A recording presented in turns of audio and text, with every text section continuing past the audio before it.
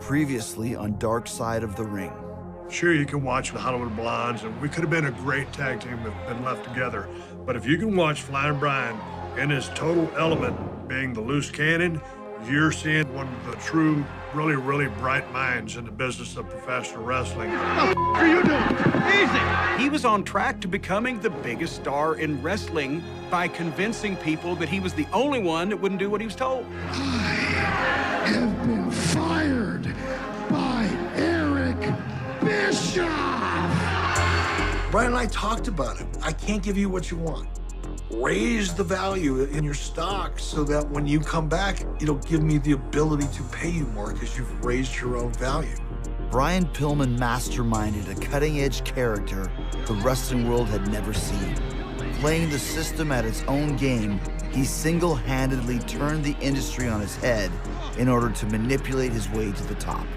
If he played one side against the other in the middle of the burgeoning wrestling war, then he would come out much better, 6 figures per year better. But did he want it for himself? He didn't care about himself. He cared about those little kids.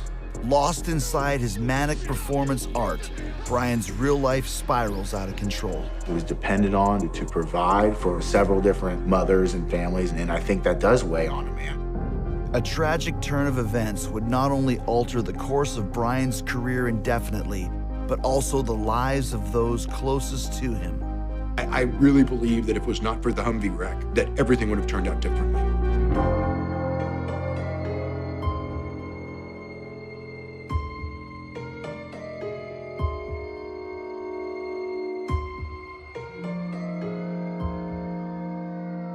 Melanie called me, and she called to tell me that Brian had an accident, and it was bad.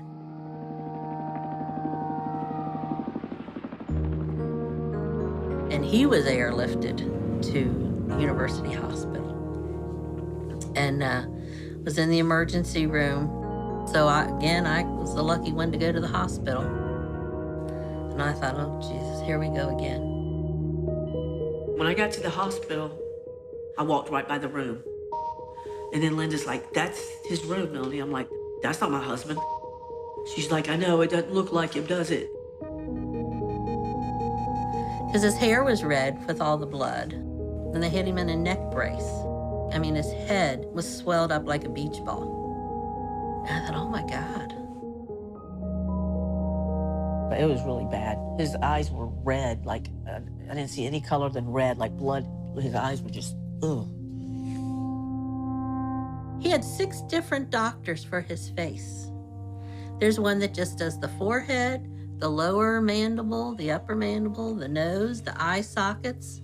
Everything in his face was shattered. They had to put plates in his face, and they peeled his scalp back to make the incision and peeled his face down to put the plates in. Word travels quickly that Brian has been in a terrible car accident, and there's talk of him losing a foot. His ankle was shattered. In fact, the nurse told me that it was just like hanging off the table. She had to pick it up to put it back on the table. And then the doctor said, that they would have to just fuse it into a walking position, that he wouldn't probably be able to run or even wrestle again.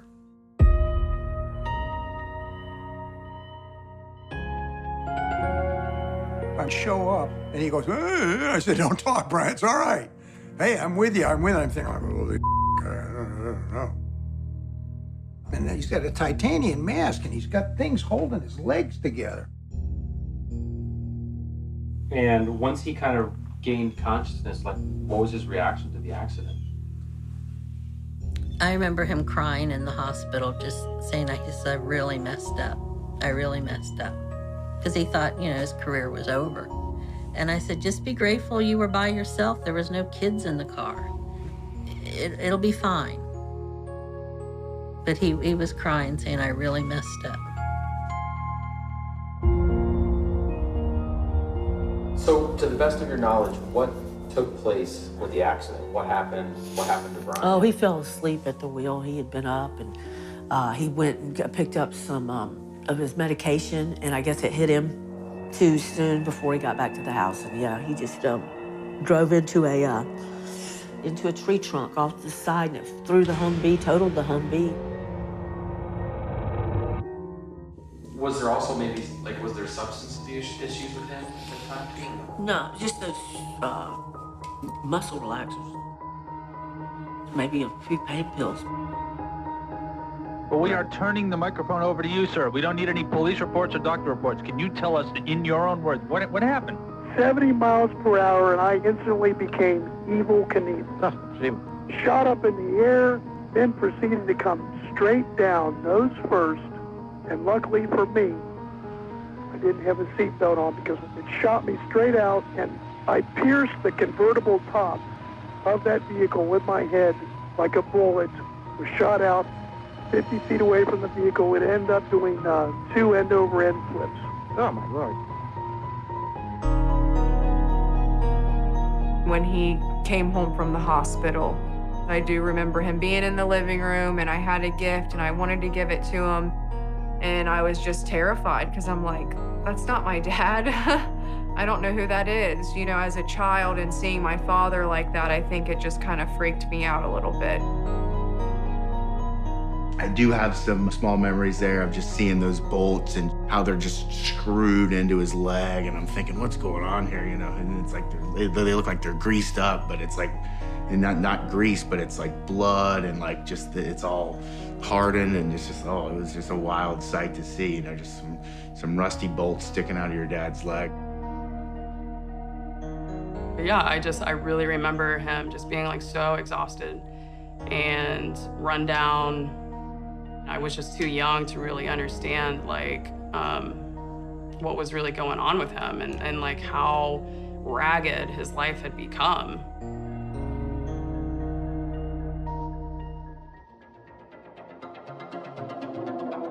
The loose cannon thing had gone so far at this point that a lot of the guys were convinced there was no wreck and it was Brian working again. And they're just trying to figure out what the angle is. How does he expect to get more money out of this or more attention out of this? Or, you know, was it really a wreck? Or maybe he just ran his car off the road and wrecked it to get, you know, publicity.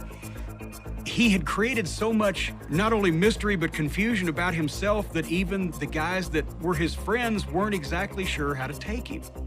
Perhaps he would have done that for attention.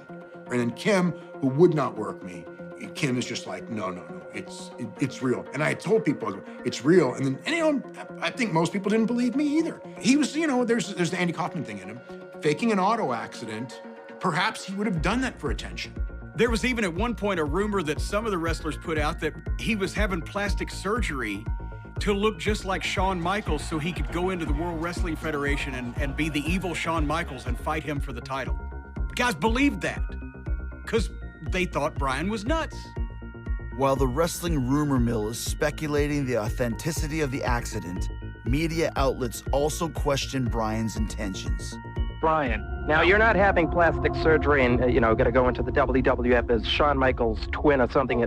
I don't know what goes on America Online. Think about that statement. It's preposterous, but just... Right now, I am owner of 4 steel titanium plates bolted to my face to hold everything together. I look like Brian effing Pillman with a swollen face and black eyes. I can look back and Brian was pretty honest with me most of the time, but the one where I know that he wasn't was right after the accident. And Brian, you know, said like, oh yeah, the doctors told me, you know, it's like, it's gonna take a while, but I will be 100%. The doctors have told me, and I know that the doctors told him the exact opposite. The wreck happened during the negotiations. He kept it pretty quiet how badly he was hurt. And if the real story of that wreck had come out at that point, I don't think he would have got a contract from either company. He could never again do physically what he had been able to do before. And he didn't want anybody to know that. The object was to play Vince for money. And he did, only he was near dead when he did. Vince signed him, and he signed him for more money. Vince McMahon offers Brian a guaranteed 3-year contract. And although Eric Bischoff offers him more money, his deal is subject to be renegotiated every 3 months. Brian knew at that point, because of the extent of the injury, that if he had an out clause in a contract, that at some point fairly early, it was going to get exercised. The events that have taken place in my life just in the past 8 weeks have really changed the future of my life. And from going from a point not knowing if I was going to live or not, to standing here, signing a contract with the World Wrestling Federation, it's a dream come true. What changed about Brian coming into our company at that time? Well, he's not going to be able to wrestle to any degree or even comparably to what he was.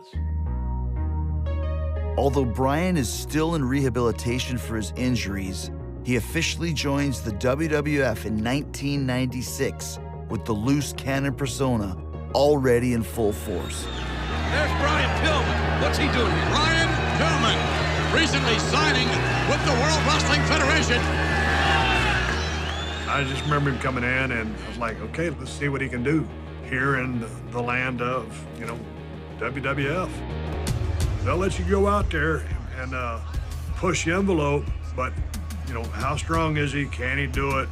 And I would have, if I was going to bet on Brian, I was like, oh, yeah. If he could just get healed up, he's going to go right to the top. I'm gonna rape, pillage, and plunder this entire federation!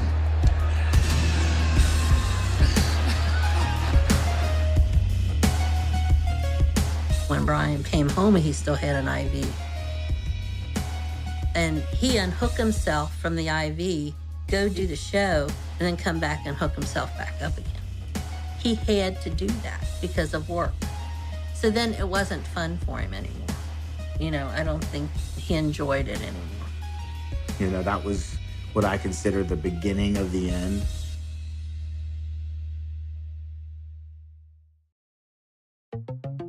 As Brian Pillman continues to struggle with his crippling injuries, an upcoming surgery keeps him out of any in-ring action. To disguise this from fans, the WWF devises a shocking storyline involving his old tag team partner. I needed to do something to get some heat. We were in Cincinnati, in his hometown, so it's always great to attack somebody in their hometown, especially him being in a compromised position. Steve and Brian were still friends, and they still wanted to see each other succeed, as Steve was still on his way up. So we decided to put them together because we thought that they would enjoy it, and at the same time, the people would enjoy it as well. Hey, wait a minute! What a cheap shot by... I laid into him and started kicking the hell out of him. I broke that cane on his ankle. That brass duck head flew into the crowd. I stomped a mud hole in his ass and walked it dry. That was a stiff beating I gave him because it had to be. My character was a vicious, cold-blooded guy who was ruthless and remorseless. So had I not given him the beating that I gave him, who would have cared? They cared about Brian because I hurt his ass. He may have re-broken Pillman's ankle here. He gets Brian Pillman down, and he puts a metal folding chair around the bad ankle and then stomps the seat of the chair. And Brian screams, oh my God, he's re-injured the ankle. Here's the way you can do that. I won't give away any secrets. But that was an excuse for Brian to have continued problems with the ankle publicly on television. It became in the industry known as Pillmanizing a body part. Brian took that ass whooping like a damn man. He knew what I had to do, and he sold it like $1 million. In the midst of a TV ratings war with WCW, Vince strives to produce edgier content to further capitalize on the feud between Pillman and Austin. Somehow they decided, and I was not consulted on this, but they decided that it would be a wonderful thing if they did a remote from Brian Pillman's house in Cincinnati. We are live. Austin is outside of Brian Pillman's home. Steve Austin came to find him and stage a home invasion on Monday Night Raw. Austin trying to get into the house of Brian Pillman. Were you excited to do something that felt so real and gritty at that time? I always want to do something that feels real and gritty, especially something that's going to have the volume turned up, the testosterone, the adrenaline turned up. I mean, hell, man, if you're just casually, if you're not a wrestling fan and you're kind of just flipping channels and all of a sudden you watch this 10 seconds of this scene, you're not going to change the channel. Steve is a dead man walking because when Austin 316 meets Pillman, 9mm gun, Oh my God. I'm going to blast his short ass straight to hell. All of a sudden, man, I start bashing in that window with that aluminum baseball bat. What the hell is that? And there's metal in there just shrieking. It's Austin. I remember Vince was like, all right, we're going to have a Stone Cold, and y'all just wing it from there.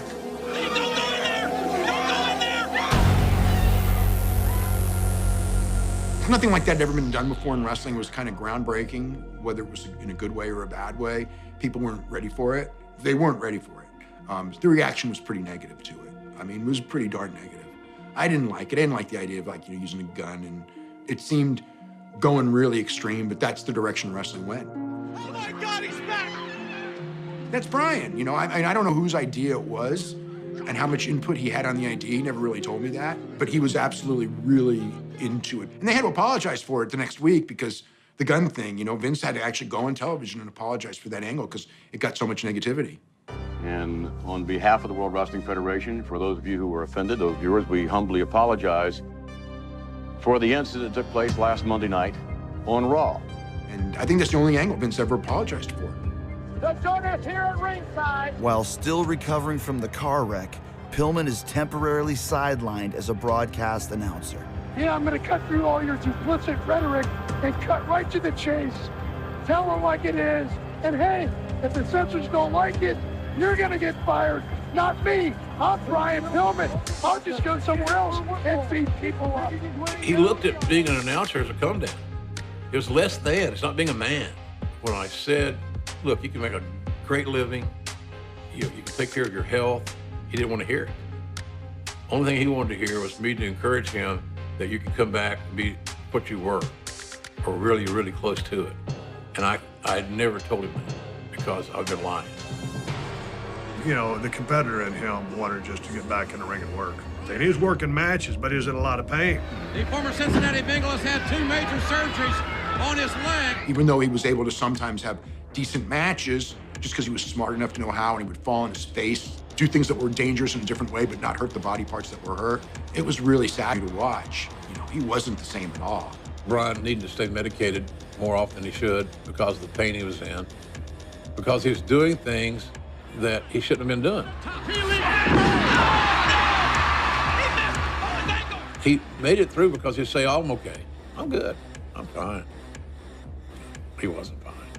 Consistently performing well beyond what his body can handle, Brian's dependency on painkillers and the pressure to provide for his family is pushing him to the point of no return.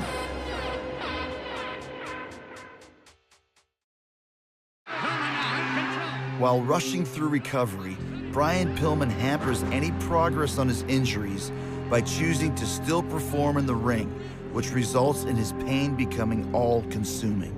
The only thing Brian ever told me was that if he had an ache or a pain, he took a pill. He said if it didn't go away, he took another one.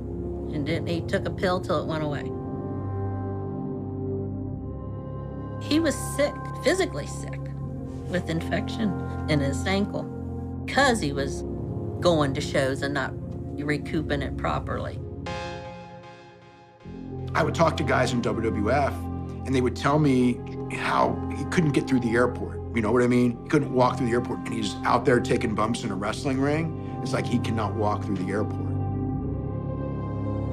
I'd seen him kind of walking around with his suitcase, and he wasn't moving so well. But Brian is one of those guys, and like a man's man, you just figure, whatever it is, Brian's got it. He's Brian Pillman. And I could have seen the writing on the wall, but because of the regard that I held him in, thought it was going to be just fine. When you have wrestlers that are missing shows or obviously unable to perform when they get there, then you know you've got problems. It wasn't that obvious with Brian. And how were you able to tell where the loose cannon ended and the real person began? How was your guys' relationship? We had some problems. We were having problems because he kept wrecking rental cars. He was definitely like nodding out at the wheel. He was definitely having issues. He acted as though he wasn't going to be around much longer. He used to say things like, if anything happens to me, make sure you move back to Atlanta and don't stay up here if you're not comfortable here, and make sure you find somebody so the kids have a father. I'm like, why would you even say something like that? And then the next day he wrecked a rental car. I had become a bit estranged from him because he was up.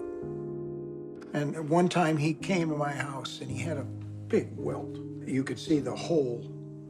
It was like a, you know, the syringe. It was a horse needle syringe that went in there. And it was growth hormone or something. But he was up. He was like, he kept repeating himself. And I said, this is it, Brian. I'll give you to 10 and get the out of my house. My kids are upstairs sleeping. Don't ever come here in this state. Oh, yeah, but I got to do that. I said, no, I can't. I'm sorry. You're a friend, but get the away from me right now. And he did. Some of his friends had come to me when I was in charge of talent relations and say that this was becoming a bigger issue and I needed to intervene. And it was going to be tough because he was not going to appreciate that intervention. I called the lead agent, and I said, you know, I'm going to have a drug tester there tonight to test Pillman. And I said, make sure it gets done. He felt like I had betrayed him. That's what he told me. I can't believe you of all people would betray me. And that you always had my back. You were always there for me. And now this. I said, Brian, I'm trying to save your life. That's all I'm trying to do. And Brian was calling me up. I hate Jim Ross. Why is he singling me out? Do you know how many guys in this company are doing drugs? And he goes, they're not going to find anything on me, nothing but my prescription pain pills. They're not going to find any illegal drugs in me. And in fact, you know, the only thing that they found in him was prescription pain drugs and steroids, which, you know, in an extent, you know, I don't know that that really counts for what they were looking for. I had to lead Brian out of the path that he was on, to no avail. I failed. I needed to convince him that he's so talented that he was going to be a star in other areas of pro wrestling. I failed. In October of 1997, at the Kiel Center in St. Louis, Missouri, Brian is scheduled to compete at WWF's pay-per-view event, Bad Blood. In those days, the call time for talent at the pay-per-views was 1 o'clock. And sometimes guys would be late, oversleep, miss their flight, traffic, whatever. But by 5 o'clock, everybody was accounted for except for Brian. And that was egregiously late to be for a pay-per-view. So Bruce Pritchard asked me, I'm in talent relations, he said, try to find where he might be. Call the hotel where he stayed last night in Minneapolis, see what time he checked out. I get on the phone and boom, the guy answers. I said, I'm with the World Wrestling Federation. We're looking for one of our wrestlers. He stayed there last night, Brian Pillman. Can you tell me what time he checked out? And the guy said, hold on a second. And he put me on hold. And I'm like, okay, is he checking his records? And he answered, he says, sir? I said, yeah. He said, Mr. Pillman's dead. And the first flash that I had, what is Brian doing now? I said, is this a rib? And the guy said, no, the police are here now. I said, okay. So I told one of the production assistants, I said, go get Bruce. And he said, oh, Bruce is busy, he's doing that. I said, Brian is dead, go get Bruce. And Bruce came in and got on the phone, and I just kind of walked off because I did not want to hear that news right now. 23 years later, I didn't want to hear that news.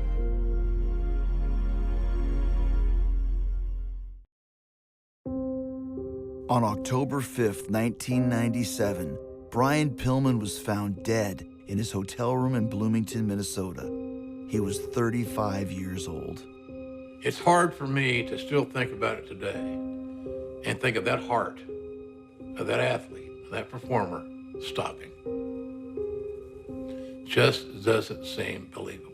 It almost didn't register with me because I'm like, Brian ain't dead, because he couldn't die. If you knew Brian, this force field of energy that he was, I thought could never be stopped. I honestly thought that. State police showed up on the door and said that he had to tell me that my husband was found deceased.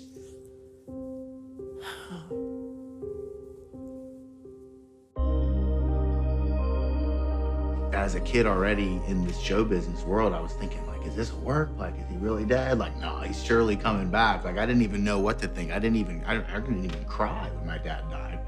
And I just remember, like, my family we're all sitting on the bed, like, hugging each other and crying, and everybody's crying. And I'm looking around, I'm like, where's the camera crew? They gotta be around here somewhere, you know? I was like, all right, I'll play the spot here, you know? We'll all just hug and pretend we're sad. But then, like, reality set in. I'm like, oh shit, he's really not coming home. Like, holy crap. As a kid, that's just kind of what I thought. I figured, you know what? He went to work that day and he decided to stay there. The next night on Monday Night Raw, the news of Brian's death is broadcast live. Yesterday afternoon, Brian Pillman was found dead in a hotel room in Bloomington, Minnesota.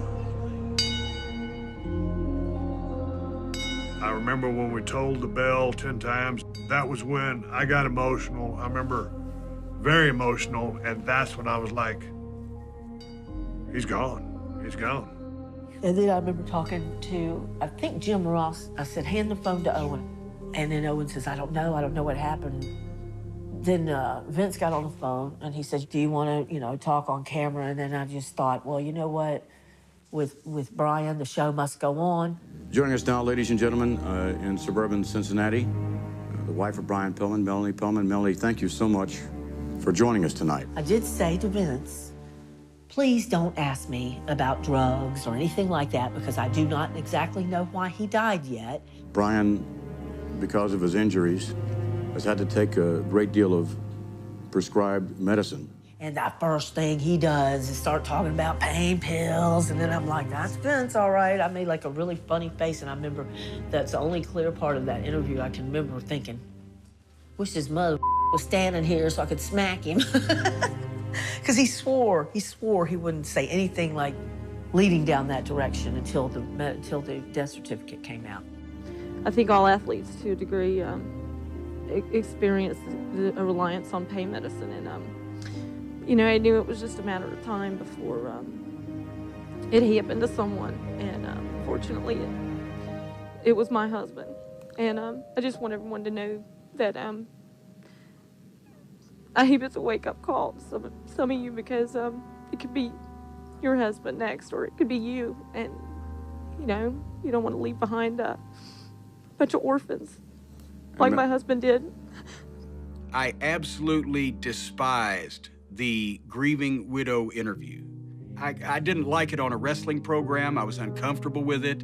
I didn't know why she had to go out there and have to answer these questions that were obviously meant to elicit tears and etc.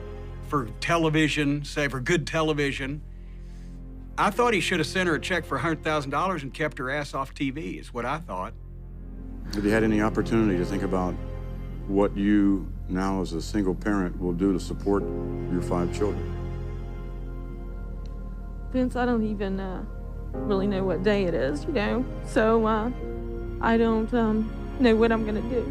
Yeah, and everybody's like, oh, that was so horrible what you did to her. I'm not doing it. But nobody pressured me into it. I hated it. I didn't want to relive and regurgitate this matter to pop a rating. And to me, that's what it's all about.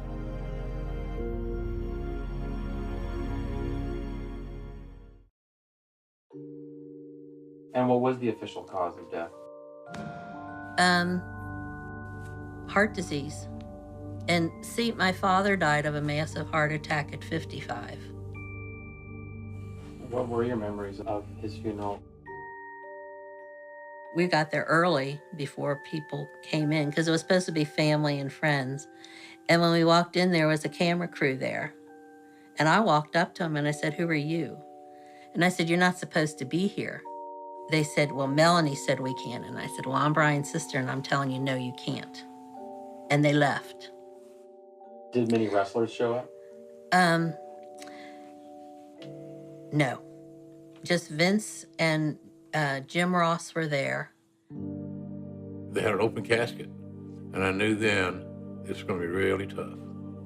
There's the last time I saw him. That's the last time I would see Brian, lying in a casket. And that was just gut-wrenching, absolutely gut-wrenching. I just stared, and I had memories floating back when I was looking at the corpse. I'm thinking, this shouldn't be a part of my pro wrestling career. This should not be a part of my journey in this crazy business. And we shouldn't be burying a guy that's this young, and all this got a young family around him. At the very end, everyone's gone except for, you know, a couple family members.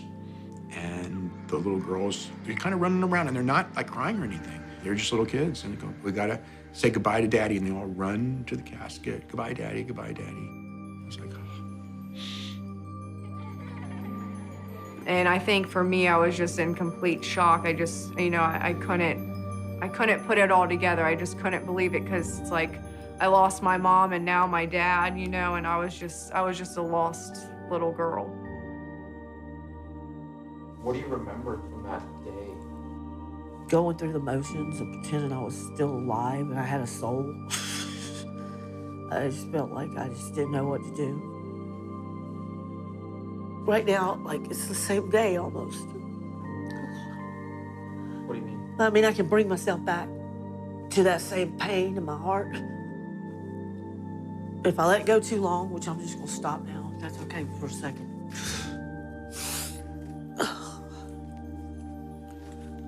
He had such an impact, such an influence on so many people's lives. It had to have hurt everybody to see him go. It had to have hurt everybody to lose him. But the person it hurt the most was Melanie, was my mother. She dealt with losing what was ultimately the love of her life. After Brian is laid to rest, his children are jolted into their new reality. I never really had a problem with Melanie until my father passed, and then, you know, like, her true character revealed itself. I spiraled out of control. I wasn't the best mother in the world. I always loved my kids. Up until this day, Melanie receives royalties from my father's legacy, which I have seen 0 cents. Oh yeah, they said I was a gold digger too, and I spent all the money I ever got on crazy stuff. Some of it was spent on crazy stuff, but not the way they said. We stayed at my dad's house for a while, and then things got really bad, and we moved, and, you know, running water would be turned off all the time, electric would be turned off. It's crazy how you go from having a silver platter growing up to not even knowing when your next meal is going to be. It took a downward spiral. I mean, there's no other way to put it. It got worse and worse and worse and worse. Depressed a lot, sleeping a lot, drinking too much. Brian found me passed out one time, and I almost died of alcohol poisoning. I was like 12, and found me on the floor with a bottle of vodka by my head. No kid should have to see something like that. It's craziness. When my mother remarried and my stepfather came into the picture, there was a lot of drug abuse on the side of them, and there was a lot of neglect. My stepfather was very physically abusive with my sister and myself. I would be grounded to my room. Oh, you're grounded for the next 6 months, you know, I better not see you out of your room. He had dogs more or less trained to abuse me as well, and if I was grounded, like, these dogs would make sure I was kept in my room. Like, they would bark at me and they would bite me and they would physically, like, keep me in my room because of how I was verbally and physically abused by my stepdad. Like, these dogs would adopt that mentality of like, attacking me.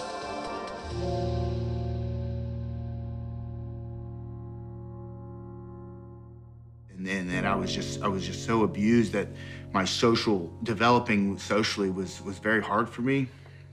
And that's how, you know, like, nobody took me out to throw a baseball with me, you know? Like,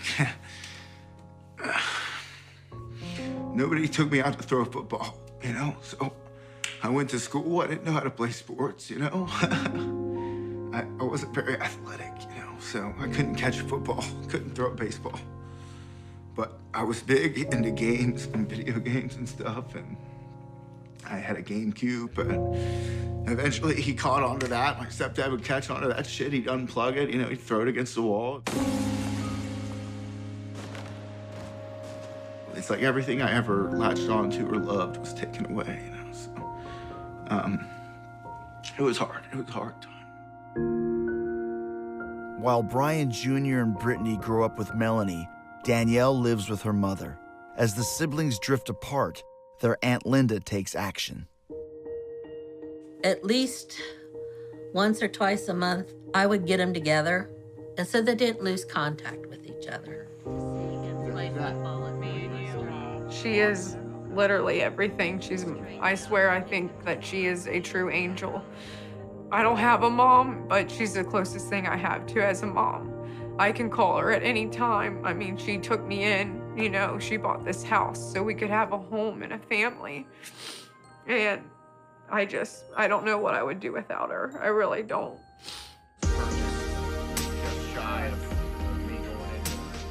They'd all come to my house. There's a spider in the bathtub upstairs. I don't kill anything. You know, I always take them outside when I find them. Brian has a deadly fear of spiders. And there's one, and I saw it this morning. I thought, oh, I'll get that later. I didn't think he'd go to the bathroom. I love Linda to death, and she's helped the kids a lot. And I just want them to forgive me. But do I know if they will or not? I don't know. Brian Pillman lives on in the hearts and minds of his family, but his legacy would return to the ring in a way no one would anticipate.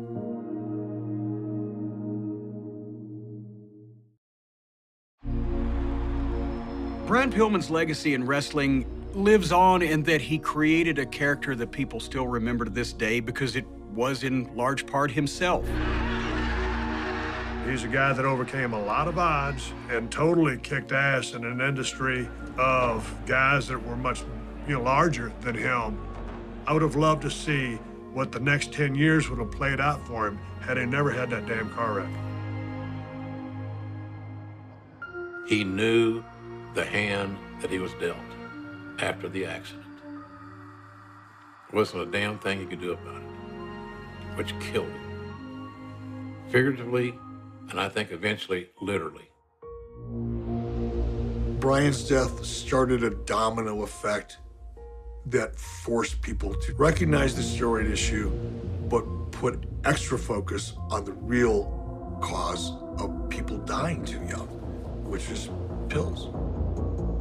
The only hurdle he couldn't get across was the last one, and it was his own body that had betrayed him.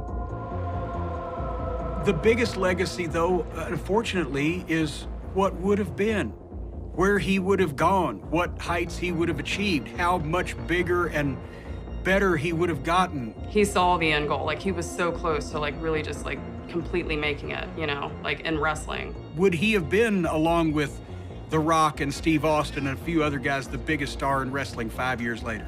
Probably. One of them.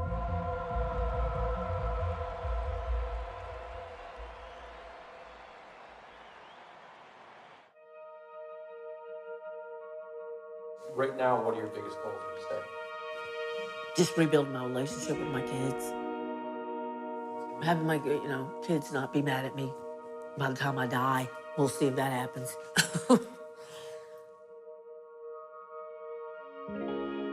My dad's not here, so if I got one parent left that I can go, oh, well, that's my mom, that's just the way she is, sure, I could live the rest of my life hating her, but where does that get me? Ever since I've rekindled my relationship with her, I've been happier in my personal life. I've been better in my relationships with women. I've been more understanding of people's plights and people's vices. I've been just a much more mature adult in general since I've buried the hatchet with my mother, so to speak. And in many ways, I'm very happy that I have a parent left on this earth to speak to and talk to, I called Mel a time or two, and man, we just lost contact. And man, I reached out to, Brian Jr. a couple years ago. I had one of Brian's old weightlifting belts. Out of nowhere, a sign from the wrestling gods comes in the form of a cell phone call from Stone Cold Steve Austin to tell me that he has a Cardillo weightlifting belt that belonged to my father, and that he wants to mail it to me and give it to me. And I'm like, you know what? If that's a sign, that's a sign. Following in his father's footsteps, Brian Pillman Jr. decides to become a professional wrestler. When he first said he was going to wrestle, it struck terror in my heart. I was like, oh my God, he'll have fractured relationships. His kids won't get the attention. He's going to travel all the time. He's not going to be able. And then I saw him perform. And I saw the look on his face when he knew that he was creating homage to his dad. And I realized this is it. This is what's supposed to happen. He just woke up one day and he was gonna be a wrestler. And I literally laughed. I'm like, you, a wrestler? All you do is sit in your room and play video games. There's no way that you're gonna be a wrestler. And it was just crazy. Like, he was determined, and he quit his job that he had just graduated college, and he was gonna do it. And I was very hesitant at first just because of everything my dad went through, and I didn't want my brother to fall into that same lifestyle, so I was scared. I think he'd be proud of it.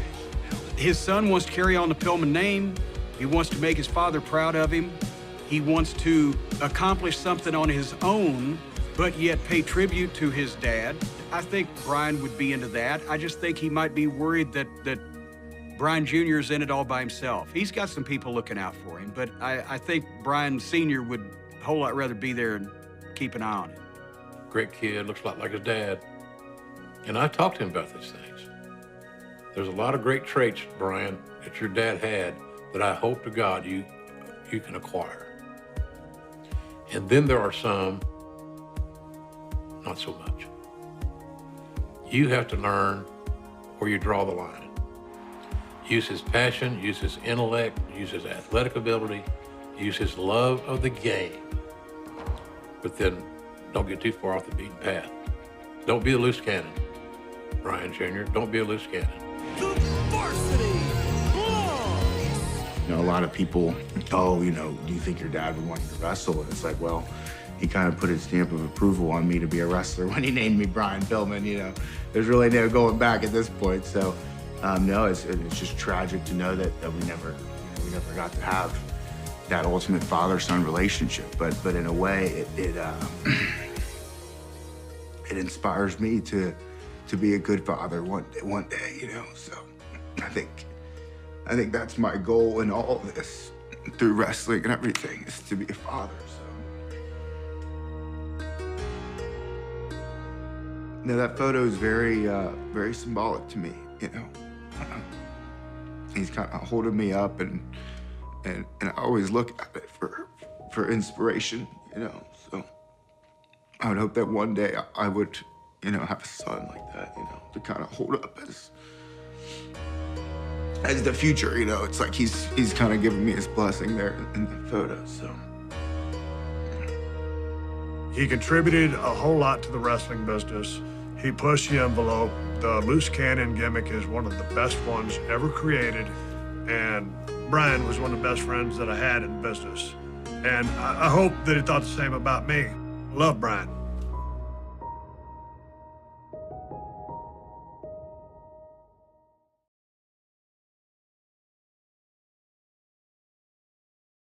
The victim was way more important than his ego. Prosecutors hope that Dr. Biden's expert opinion will be enough to convince a jury. On October 10th, 1994, the joint trial of Deborah Mosby, Richard Mosby, and Billy Ray Ford begins. Tommy and I decided that we would try the conspiracy to commit capital murder first. As the state lays out its evidence for conspiracy charges, one of the defendants decides to turn against the others. It's not looking good to Billy Ray. So his lawyer comes over to counsel table and says, my client wants a deal, and he will agree to testify against Richard and Debbie, which is golden. Ford's statement settles once and for all who the mastermind behind the murder really was. He actually dealt with Deborah, who retained him, and she was the one he was talking to. Richard apparently pretty much did what Deborah told him to do. It's the break prosecutors have been looking for. Now, they just have to convince a jury. This was a case that had a lot of moving parts. The state never knows if there's going to be one person who just doesn't believe they proved their case. With Billy Ray Ford agreeing to testify against Deborah and Richard Mosby, the couple's cases are severed. They will be tried separately for capital murder. In May 1995, the proceedings against Richard began. Richard decided to plead guilty to murder. So, of course, the death penalty was off the table at that point. It was a confusing time emotionally, because as hateful and as angry as I was, the sense of relief was just overbearing. It was very important to know that he pleaded guilty. Prosecutors then turned their attention to the woman they believe orchestrated the crime. The mastermind is Deborah Mosby, and we know her to be, however you define it, evil. Debbie was the catalyst of this whole thing. Deborah's trial begins in December 1995, 3 years after Gail's murder. The prosecution's star witnesses are the confessed hitman and a nationally acclaimed pathologist. You can't discredit Dr. Biden. You can't do it. He's too good. He put the case together for us. Deborah refuses to take the stand in her own defense, leaving state prosecutors to speculate on motive. If Gail died, then child support would stop, and that Social Security would start for the boys, which I believe at that time was going to be $1, $300 a month. My impression was that she just didn't like Gail Mosby. In fact, I think she hated her, and she just decided that her life would be better without her, and it was worth having her killed. The jury convicts Deborah on all charges, but becomes deadlocked on recommending the death penalty. Instead, she receives a life sentence. It was a final nail in the coffin in the sense of, wow, she's where she belongs. She's in prison, and now she can't hurt anybody else. In 2007, Billy Ray Ford and Richard Mosby were released from prison. In 2021, Deborah was released as well after serving 26 years of her sentence. One thing I learned from Debbie's conviction and from my dad's sentencing is that life in jail doesn't mean life in jail. It's a huge gut punch knowing that they're out of prison. But I'll say this based on how my grandparents raised us. It's made the anger that we had towards them. It's made it small because what we have, it's way more important. What keeps my mom alive to me today is the relationship that I have with my brother, because she really instilled in us a sense of family, and we never let that go. I like to remind my own boys that I was a product of one of the greatest mothers this world could have ever had. So I want them to be able to understand that even though she's not around, she's still all with them.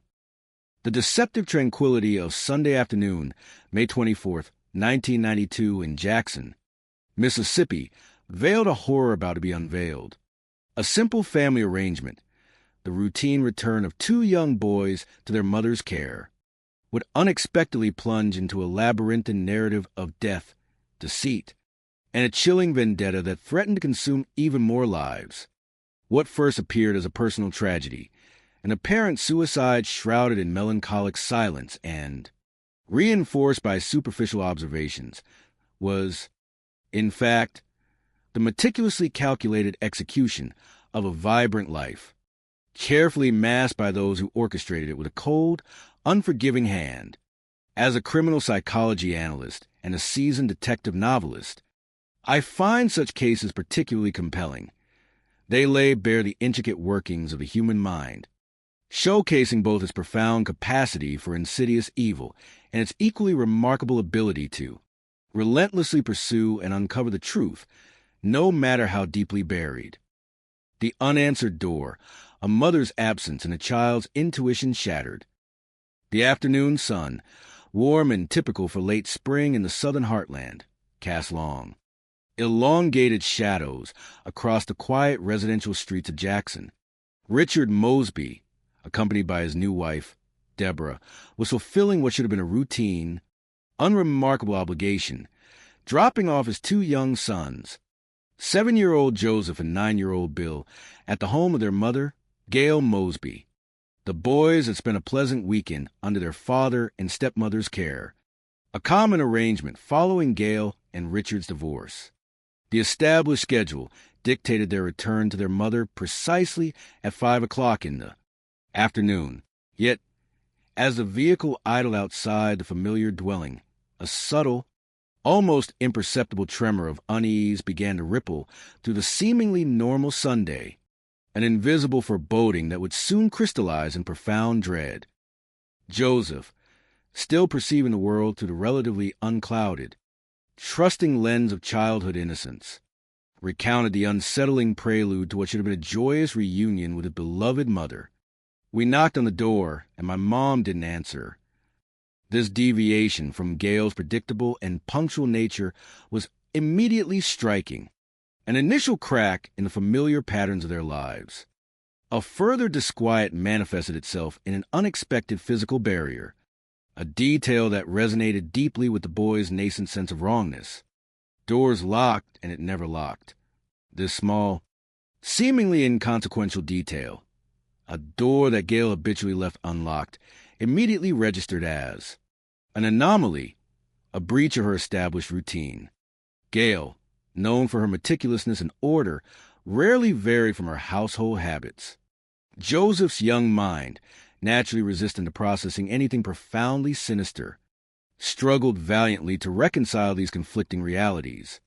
I was trying to figure out what's going on, because my mom's car's right there. The unmistakable presence of Gail's vehicle in the driveway, a tangible indicator of her immediate proximity, only deepened perplexing mystery, suggesting she was home yet unresponsive. I'm so young, I'm not thinking any things. You don't go there when you're that age. His undeveloped understanding of the world's darker, more brutal corners temporarily shielded him from true, terrifying implications of the silence. However, the slightly older and more intuitive Bill, with his additional 2 years of life experience, sensed a deeper, more ominous undercurrent, a premonition that transcended mere worry. But I got the sense that Bill understood something was wrong. The unspoken anxieties conveyed by an older child, grappling with nascent fears that outstrip his ability to articulate them, often speak volumes more powerfully than any uttered words. Their shared unspoken sense of foreboding settled like a cold stone in their young hearts. Richard's wife, Deborah, perhaps attempting to project an air of normalcy or, more sinisterly, feigning a benign disinterest in the face of the growing anomaly, scribbled a note and conspicuously left it on Gail's car. This act, seemingly conventional, a message communicating their presence and departure, would later be scrutinized for a performative nature. Before departing, they extended a seemingly casual request to the next-door neighbor, a kindly man intimately familiar with the gentle rhythms and neighborly customs of their quiet, residential street. They asked him to call if Gail made contact. However, as the clock inexorably ticked past 6 o'clock, the neighbor's initial compliance, his promise to relay a message, transformed into a palpable and deeply rooted concern. He knew Gail Mosby well. He understood her character, her unwavering commitment to her children, and her steadfast reliability. The neighbor was concerned because Gail was very responsible. There was some reason why she would not be there. His conviction was not based on idle speculation or unfounded worry. It was rooted in years of observing Gail's impeccable, consistent character, a profound sense of unease, a premonition that transcended mere everyday worry, prompted him to act decisively. Equipped with a spare key, a practical relic of mutual trust and camaraderie that once characterized their friendly neighborhood, he unlocked Gail's front door and tentatively stepped into the unsettling stillness of her home, his heart undoubtedly pounding with a potent mixture of apprehension and the desperate hope that he would simply find her absent, perhaps running a last-minute errand. The interior of the house, upon his initial cautious inspection, presented a meticulously deceptive tableau of peace and undisturbed order. Everything seemed orderly in the house. which was consistent with the way she did things. She was apparently a neat housekeeper, but everything appeared to be in order. This detail, which would later be surgically dissected by trained investigative minds, would eventually be reinterpreted not as innocuous evidence of serene domesticity, but as a chilling, deliberate signature of absolute control, a carefully constructed illusion intended to mislead and conceal. Yet, this fragile facade of perfect normalcy was about to shatter with violent suddenness, revealing the brutal truth concealed beneath its pristine surface. The neighbor's anxious, deepening search inevitably led him down a short hallway and into the main bathroom, where the illusion of order disintegrated into an unspeakable, horrifying scene. He was horrified to find that she was in her bathtub and Gail Mosby was dead. The stark reality of the discovery, confronting him with visceral brutality, painted a grim, chilling picture that would haunt his memory. She was unclothed. Her body was in the bathtub, with her feet hanging outside the bathtub. Her head was still underwater. The scene, on its superficial surface, seemed to speak only of drowning, a death both tragic and profoundly solitary, perhaps even self-inflicted. She died from drowning. The initial, emotionally charged and often superficial assessment, made in the first moments of shock, left little room for other immediate interpretations. Steering minds toward a singular, sorrowful conclusion, there was no other explanation for it. In these fraught, initial moments, before forensic examination and logical deduction can truly begin, such an instinctive categorization of the incomprehensible is common, a deeply human attempt to categorize and contain unbearable reality. However, it is precisely in these initial, permeable moments that the crucial seeds of doubt are sometimes inadvertently sown, particularly for those with trained eyes and an innate, almost subconscious, understanding of patterns of human suffering and malice. Gail's distraught neighbor, reeling from the traumatic and horrifying sight, immediately dialed 911, initiating the official cascade of emergency services, uniformed police officers, paramedics, and eventually the grim, methodical machinery of a formal criminal investigation. The clock had now begun to tick on a case far more complex than simple tragedy. First impressions, the allure of simplicity versus the whisper of doubt, discerning the lies. The rapid arrival of police officers and paramedics at Gail Mosby's residence, mere minutes after the frantic 911 call, introduced a structured, albeit somber and clinical, assessment to the unfolding tragedy. As a standard protocol in any unexplained death, law enforcement officers immediately began to scrutinize the immediate environment, systematically searching for any overt telltale signs that might contradict the apparent simplicity of the drowning scenario. When the police arrived, they noticed no sign of a struggle. They didn't see anything being disturbed.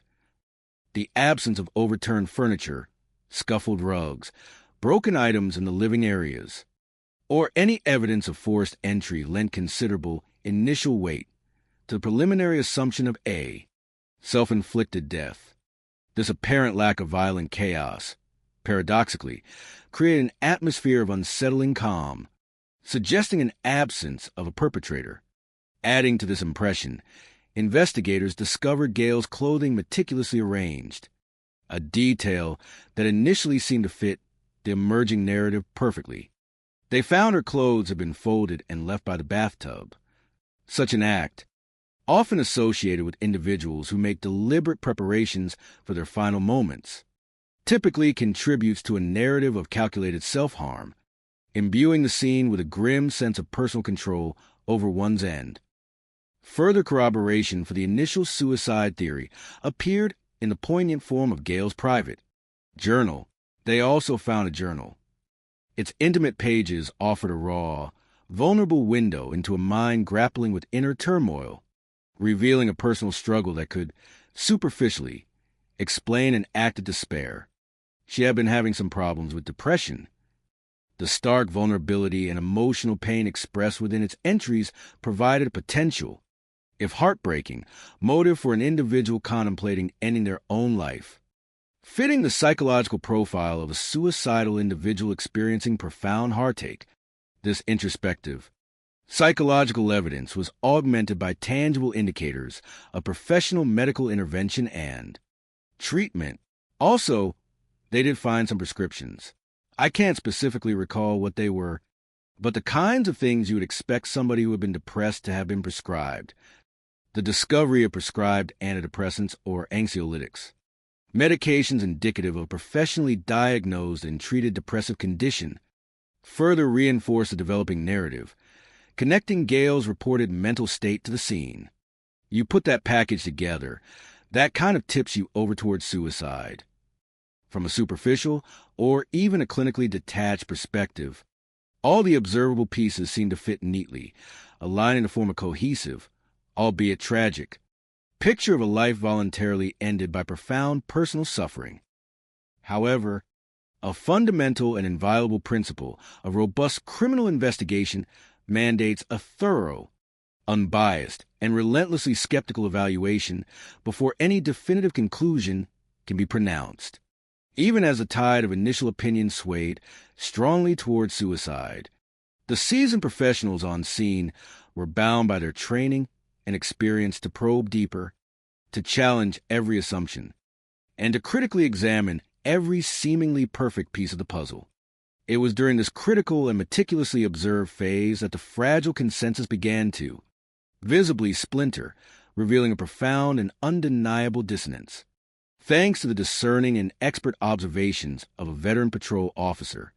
That evening, I was just on active patrol, and I got the call of a deceased subject at that location. The officer, approaching the scene with professional detachment honed over years, initially cataloged the absence of overt indicators of foul play, largely aligning with the general impression of a peaceful, if tragic, death. There was no signs of any disturbance, any foul play. Yet, certain seemingly minor, almost subliminal details registered as anomalous, gnawing at his veteran intuition with insistent unease. I did notice that one of her legs had a small bruise on the inside of her left ankle. A bruise, while superficially minor and easily dismissible, was fundamentally out of place in a context of peaceful, self-orchestrated drowning, subtly suggesting an unobserved struggle or manipulation of the body. More disturbing and directly contradictory were the specific observations related to the immediate cause of death itself, the grim final moments of Gale's life. I could tell there was frothing from the mouth, and there was a small amount of blood in the water, which would indicate the lungs were struggling for air. This was emphatically not the placid, passive surrender implied by a self-chosen, deliberate drowning. It was the agonizing, undeniable evidence of a desperate, violent struggle for breath, a body's primal and involuntary refusal to succumb to suffocation. The simultaneous presence of both froth, often a sign of severe pulmonary edema indicative of acute struggle during near drowning, and a small amount of blood, potentially originating from burst capillaries in the lungs due to extreme, involuntary strain, spoke eloquently to a brutal, involuntary battle against submersion. Such biological responses betray a living, fighting entity, not a passive victim of self-destruction. To an experienced officer, a man who had witnessed a grim tableau of violent death countless times throughout his career, these seemingly minor discrepancies, the bruise, the frothing, the blood, coalesce into an undeniable and profound contradiction to the suicide narrative.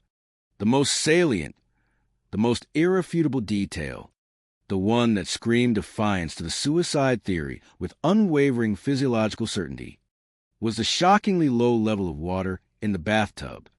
The thing that got me is the fact that the water was shallow. This pivotal observation immediately triggered a deeply ingrained professional instinct, an innate understanding of fundamental human physiology and the powerful, involuntary survival instincts deeply embedded within us all. Your body's not going to let you kill yourself drowning in shallow water. Your body's going to fight. It's not going to let you drown in inches of water. The primal, evolutionary drive to survive, an instinct infinitely more powerful than any conscious, momentary will to self-destruct, ensures that even in profound despair, a human body will instinctively thrash, gasp, and violently fight against suffocation, especially when escape is physically simple and immediately available in such shallow depths. To overcome this overwhelming instinct in such minimal water, where escape is effortless, necessitates an overwhelming external force, or total, absolute incapacitation. The collective presence of the blood, the frothing, and most critically, the utterly insufficient level of water in the tub created a profound, unshakable dissonance with the presented narrative of suicide. The meticulous order of the room, initially supportive of a deliberate, planned self-harm, now began to feel artificially pristine, deliberately staged, an almost mocking attempt to hide a brutal truth, too ugly for the casual glance. It spoke of calculated malevolence, not despair. Normally, I probably would not have even called the homicide detectives out, but the fact that there was blood in the water, that there's just inches of water in the tub, I call a homicide. This definitive declaration was not merely a subjective gut feeling. It was professional deduction rooted in decades of observing the grim realities of violent death, a finely honed forensic intuition that unerringly recognized the distinct, immutable fingerprints of murder cunningly disguised as suicide. This experienced officer, courageously challenging the powerful initial wave of opinion and boldly defying the easy, convenient answer, drew a clear and morally unequivocal line in the metaphorical sand. Gail Mosby's death, in his professional and expert estimation, was not a suicide. It was, without a shadow of a doubt, homicide. His insistence would prove to be the critical, first turning point in a long journey toward truth. A family's unwavering conviction, the irreverence of maternal love and life's purpose. In the immediate wake of such a shocking discovery, amplified by official pronouncements and media speculation, initial perceptions often solidify quickly. However, for those who intimately and truly knew Gail Mosby, the burgeoning suggestion of suicide was met with a visceral, immediate, and profound rejection, a deeply ingrained and unshakable disbelief. Her children, still raw with the fresh wound of grief, were unwavering and resolute in their conviction. They thought that my mom had committed suicide. I never believed that for a second. Joe's certainty, a deep-seated truth in his young heart, was absolute, undiminished by the weight of any official reports or pronouncements.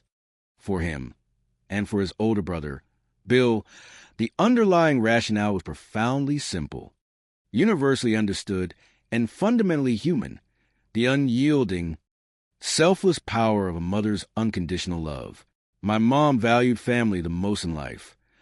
This was not a passing sentiment for Gail. It was the unwavering moral compass that unerringly guided her entire existence, the animating force behind her every decision, every sacrifice, and every conscious action. Everything she did in her life was take care of her children. Her children were her purpose, her joy, her reason for living. From the rigorous perspective of criminal psychology, understanding a victim's core motivations and intrinsic psychological makeup is paramount. A truly suicidal individual, even one in the throes of profound clinical depression, often grapples with an overwhelming and suffocating sense of being a burden, of being an insurmountable obstacle to the happiness and well-being of their loved ones. However, Gail's children consistently attested, with heart-wrenching certainty, to her boundless, utterly self-sacrificing love. Her entire adult life, every conscious choice, every arduous day, was an eloquent testament to their well-being, their growth, and their ultimate success. The very idea of her voluntarily abandoning them, particularly at such tender, vulnerable ages, was not merely improbable in their minds. It was an act utterly irreconcilable, a grotesque psychological contradiction to her fundamental character, her very essence as a mother. I knew something happened to her. This powerful sentiment, passionately echoed by her close family and dearest friends, serve as an unshakable internal bulwark against the tide of the official suicide narrative, an intuitive, deeply felt truth that no amount of superficial circumstantial evidence could possibly dismantle. Their profound grief was now irrevocably compounded by a gnawing, agonizing suspicion that Gail's passing was not an act of internal despair, but a malevolent act of external design, cold-blooded and intentional. They would not rest until this truth was illuminated. The tapestry of life, Gail Peckovzak, architect of love, ambition, and resilience. To truly grasp the fervent and absolute rejection of the suicide theory by Gail's loved ones, one must first meticulously delve into the rich and vibrant tapestry of her life, understanding the remarkable woman she was and the core values that inextricably defined her. Gail Peckovzak was born on September 13th, 1952, amidst the charming, historically rich landscapes of Natchez, Mississippi. She was the eldest of 3 daughters, raised within the structured yet profoundly loving embrace of a devoutly Catholic home, a foundational environment that instilled within her deeply cherished virtues of discipline, unwavering faith, unwavering commitment, and a strong, inherent sense of community. My grandparents, Frank and Jackie, had 3 daughters, Gail, Lisa, and Jackie. Gail was the eldest. My mom is Lisa. She was the middle child. And then Jackie was the baby. This close-knit family environment, anchored firmly by her dedicated grandparents, meticulously instilled within Gail a profound, lifelong appreciation for her hard work, unwavering effort, moral integrity, and the joy derived from earned rewards. They were a loving household. My grandparents understood that you had to work hard to be able to appreciate the fun things in life. This fundamental lesson, imparted early and reinforced often, profoundly shaped Gail's approach to both her rigorous studies and her chosen professional career, infusing them with purpose and diligence. From her formative early years, Gail distinguished herself not merely by her innate intelligence, but, more importantly, by an unwavering, almost fierce dedication to academic excellence and intellectual pursuit. My Aunt Gail, growing up, they always described her as very studious.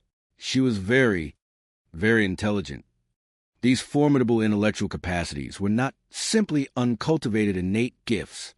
They were meticulously honed through rigorous discipline, tireless study, and an insatiable thirst for knowledge, culminating in a notable academic achievement that foreshadowed her future successes.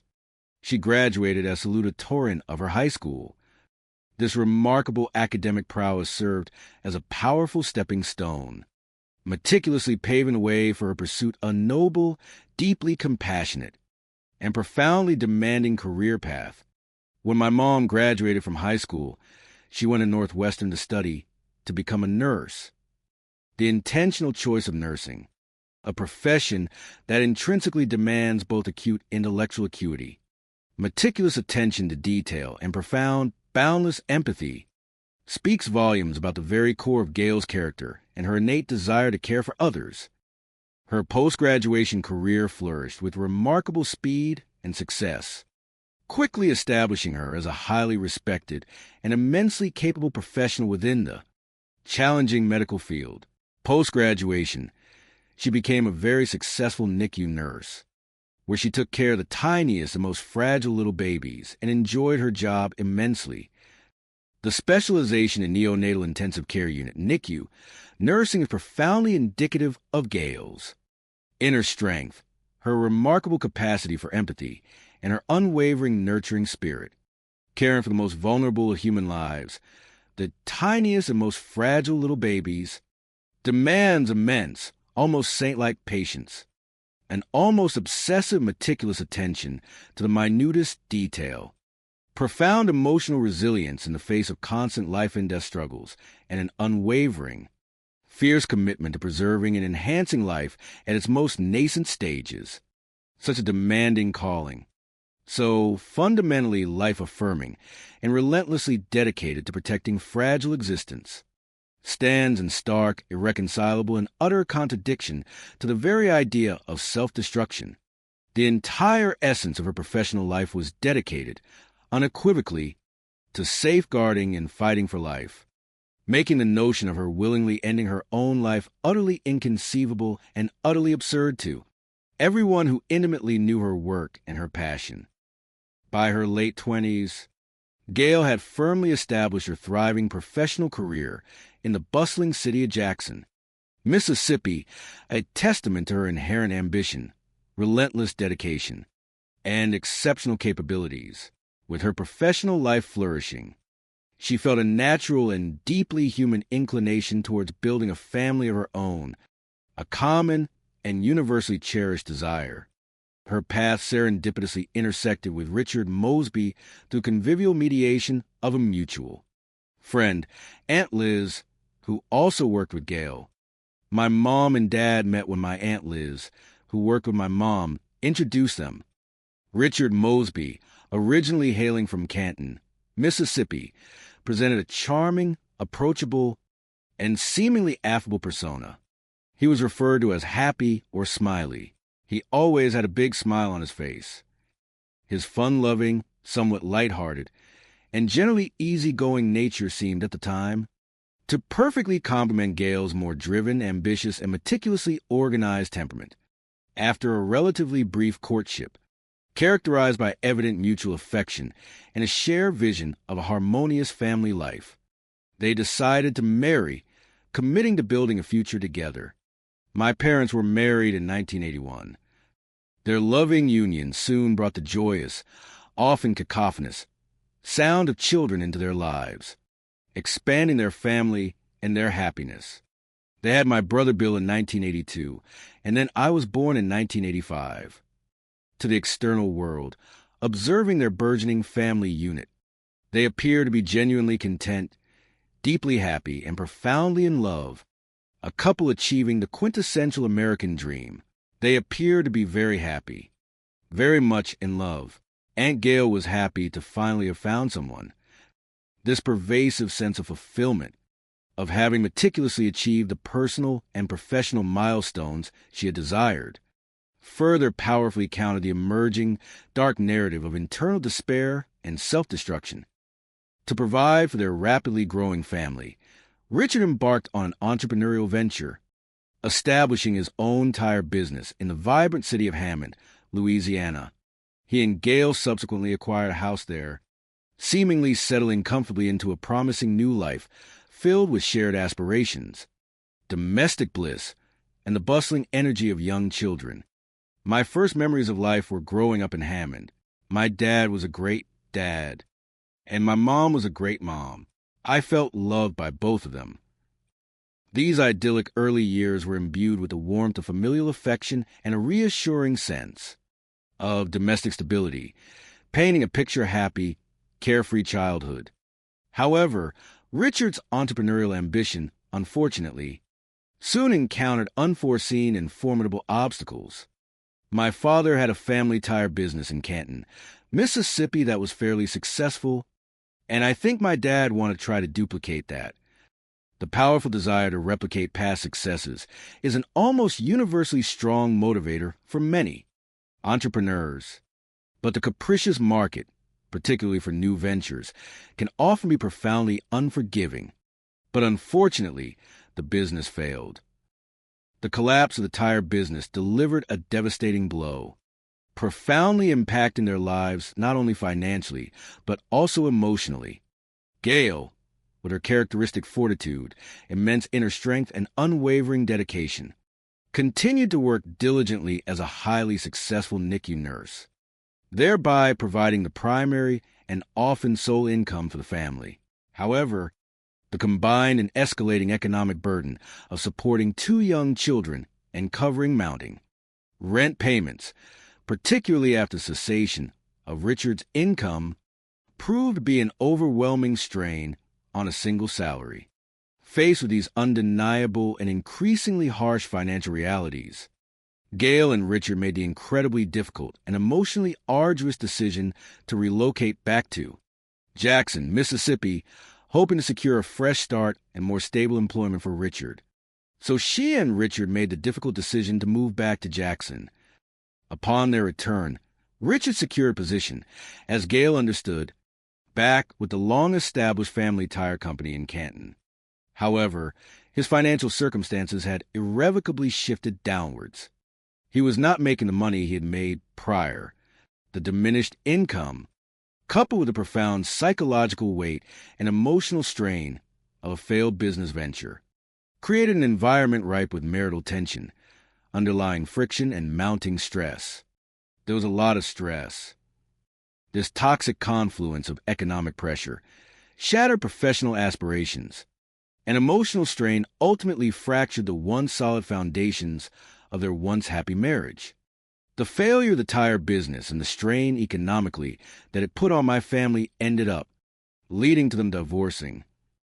Yet, even in the deeply personal and often acrimonious dissolution of their marriage, Gail and Richard, to their credit, demonstrated a remarkably commendable maturity, particularly where their children's well-being was concerned. My parents got divorced in 1986, but they still got along great. I mean, it was a happy family still. It's just that they weren't married. This remarkable, often rare, post-divorce amicability, which prioritized effective co-parenting above personal grievances or lingering resentment, serve as a powerful testament to their shared, enduring commitment to their beloved sons. Following the divorce, my mom had full custody and my dad had every other weekend. They got along better post-divorce than they did when they were married. They were very amicable.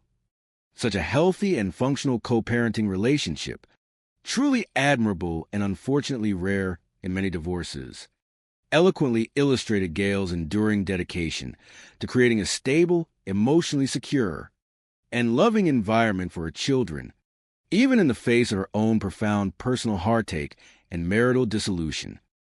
2 years subsequent to their divorce, Richard chose to remarry, embarking on a new marital journey. Gail, however, consciously and deliberately chose a different path, remaining single and unequivocally dedicating herself, heart and soul, to the multifaceted demands and profound joys of motherhood.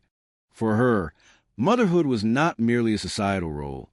It was an all-encompassing identity, a profound life purpose that superseded and outshone any personal romantic aspirations.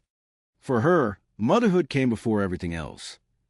Her children's ultimate success, their happiness, their flourishing lives, were her most cherished and overriding ambitions. My mom's greatest aspiration was to be able to see me and my brother successful and grow up to be the best we could be. Her innate, almost boundless patience, meticulously honed and perfected in the demanding, high-stakes environment of the NICU, extended effortlessly and profoundly to her own beloved sons, a wellspring of calm and understanding. I don't know how my mother could be as patient as she was with me. This boundless capacity for unconditional love, unwavering understanding, and constant, steadfast support was the undeniable hallmark of her exemplary parenting, a defining characteristic universally recognized and cherished by her children. That's what made my mother such a great mother, is how much I sensed that she cared about me. Gail's entire life, when viewed in its rich and complex totality, was an eloquent and compelling narrative of unyielding ambition, profound personal resilience, deep human connection, and an overwhelming, utterly selfless dedication to her children, a constellation of attributes that made the notion of her willingly committing suicide an act utterly inconsistent with the very fabric of her being, a betrayal of everything she fundamentally stood for, fiercely loved and deeply cherished. The journal's confession, a glimmer of personal turmoil, a veil of secrecy torn by envy. 6 arduous and dedicated years had passed since Gail assumed the challenging and profoundly important mantle of a single mother. Years she had devoted unreservedly to nurturing her beloved sons and meticulously constructing a stable, loving home, a sanctuary of peace and growth for them. Now, she was discovered dead in her bathtub, presented initially as an apparent suicide, a narrative that threatened to simplify and tragically misrepresent her complex life.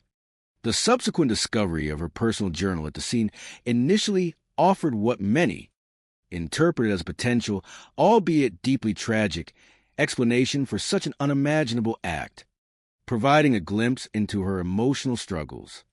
Her journal found the scene offers a potential reason for why she would end her own life. Within its intimate and deeply private pages, Gail's handwritten thoughts revealed a period of significant emotional distress, a vulnerability often, and perhaps too easily, associated with profound personal crises and depression. She had been having some problems with depression at the time. The entry spoke candidly and with raw emotion of a recent, profoundly painful breakup in her life. It describes a very unhappy breakup with a woman she had been having an apparently pretty, long-term relationship with. This deeply personal revelation regarding Gail's romantic life, particularly the clandestine nature of her relationship, came as a genuine shock to her children, hinting at a facet of her emotional world that she had, understandably, kept largely private and hidden. I never really knew that they were dating at the time, my mom and her girlfriend, but I still remember my mom on the couch after they had broken up, crying and just being very, very affected by this breakup. The raw, palpable grief and intense emotional pain expressed both in the journal and vividly recalled by her. Son painted a poignant picture of deep heartache, a profound emotional wound that could indeed contribute significantly to a depressive state. This vulnerability was real, and it formed a superficial anchor for the suicide theory. To properly and sensitively analyze this crucial element, it is imperative for a criminal psychology analyst to meticulously contextualize Gail's personal experiences within the prevailing social landscape of the early 1990s. In Mississippi in the early 90s, having a homosexual relationship would have been a very troubling thing to do in terms of societal acceptance. The deeply conservative ethos that permeated Mississippi society during that specific era imposed immense social pressures, fostered widespread stigma, and often led to overt discrimination against individuals involved in same-sex relationships. That would cause someone to have a hard time expressing their heartache. The pervasive weight of societal disapproval, coupled with deeply ingrained cultural norms and moral judgments, frequently forces individuals into a profound state of emotional isolation, effectively preventing them from openly sharing and processing their intense personal pain without legitimate fear of judgment, ostracism, social repercussions, or even professional discrimination. Mississippi is still a conservative state, and there still is a stigma among certain people, and the climate at that time or relationship would have been defined a lot differently. This enforced secrecy and the agonizing lack of social support for her emotional struggles could, unequivocally, exacerbate feelings of depression and despair, potentially making an individual feel more acutely vulnerable, deeply alone, and isolated in their profound suffering. Such sustained emotional suppression and social isolation are well documented, powerful factors in deepening and prolonging depressive episodes. However, even with this deeply personal and undeniably influential potential motive, a broken heart compounded by significant and stifling societal pressures, not everyone at the grim scene that fateful day in May of 1992 was, for a moment, genuinely convinced that Gail Mosby had chosen to end her own life. The veteran police officer's initial instincts, his deep unease with the meticulously physical presentation of the crime scene, continued to resonate with unwavering persistence, pointing steadfastly towards an underlying anomaly that brazenly defied the superficial, comforting narrative. There was just something amiss, and it's that old police gut feeling that something was wrong. This gut feeling, often casually dismissed, is far from mere intuition. It represents the powerful, cumulative distillation of years of intensive experience, a subconscious, finely tuned recognition of subtle inconsistencies and deviations that fundamentally contradict typical human behavior in moments of ultimate crisis or profound despair. The meticulous, almost surgical order of the scene which was initially and hastily interpreted as compelling evidence supporting a planned, deliberate suicide, now began to feel artificial, eerily pristine, almost disturbingly perfect, a calculated display. Everything was just too damn neat. It almost looked staged. This sense of unnatural, almost chilling precision, rather than a raw, often chaotic despair, or even the morbid, unsettling messiness frequently associated with a desperate, spontaneous act of self-harm, immediately raised profound red flags for the trained, skeptical eye of the investigators. A mind truly grappling with overwhelming despair often leaves behind a chaotic reflection of its internal state, not an immaculate, composed order. This profound incongruity was deeply unsettling to seasoned police professionals. There's something we're missing here, and I can't put my finger on it. The subtle whispers of suspicion were no longer mere whispers. They were transforming into a distinct, persistent, and insistent murmur, strongly suggesting that Gail Mosby's death was infinitely more complex, infinitely more sinister, and utterly deliberate than it initially appeared. The journal, while accurately reflecting genuine inner turmoil, did not, on its own, exclusively dictate the violent manner of her death, especially when its emotional context was so powerfully contradicted by the stark, undeniable forensic observations at the scene. The puzzle pieces, while individually plausible, refused to fit the picture presented, pointing instead to a darker, hidden image: the clash of authority, a detective's conviction against a coroner's dogma, and the cracking of a frame. The evening of May 24th, 1992, bore down with a heavy, oppressive burden of unresolved questions lingering ominously around perplexing death of single, Mother Gail Mosby. Into this fraught and emotionally charged atmosphere stepped Jackson Police Homicide Detective Al LeDoux, a respected and formidable figure, renowned for his keen intellect, razor-sharp wit, and an almost obsessive, unwavering attention to most minute details of a crime scene. He was a great detective, and he paid attention to detail.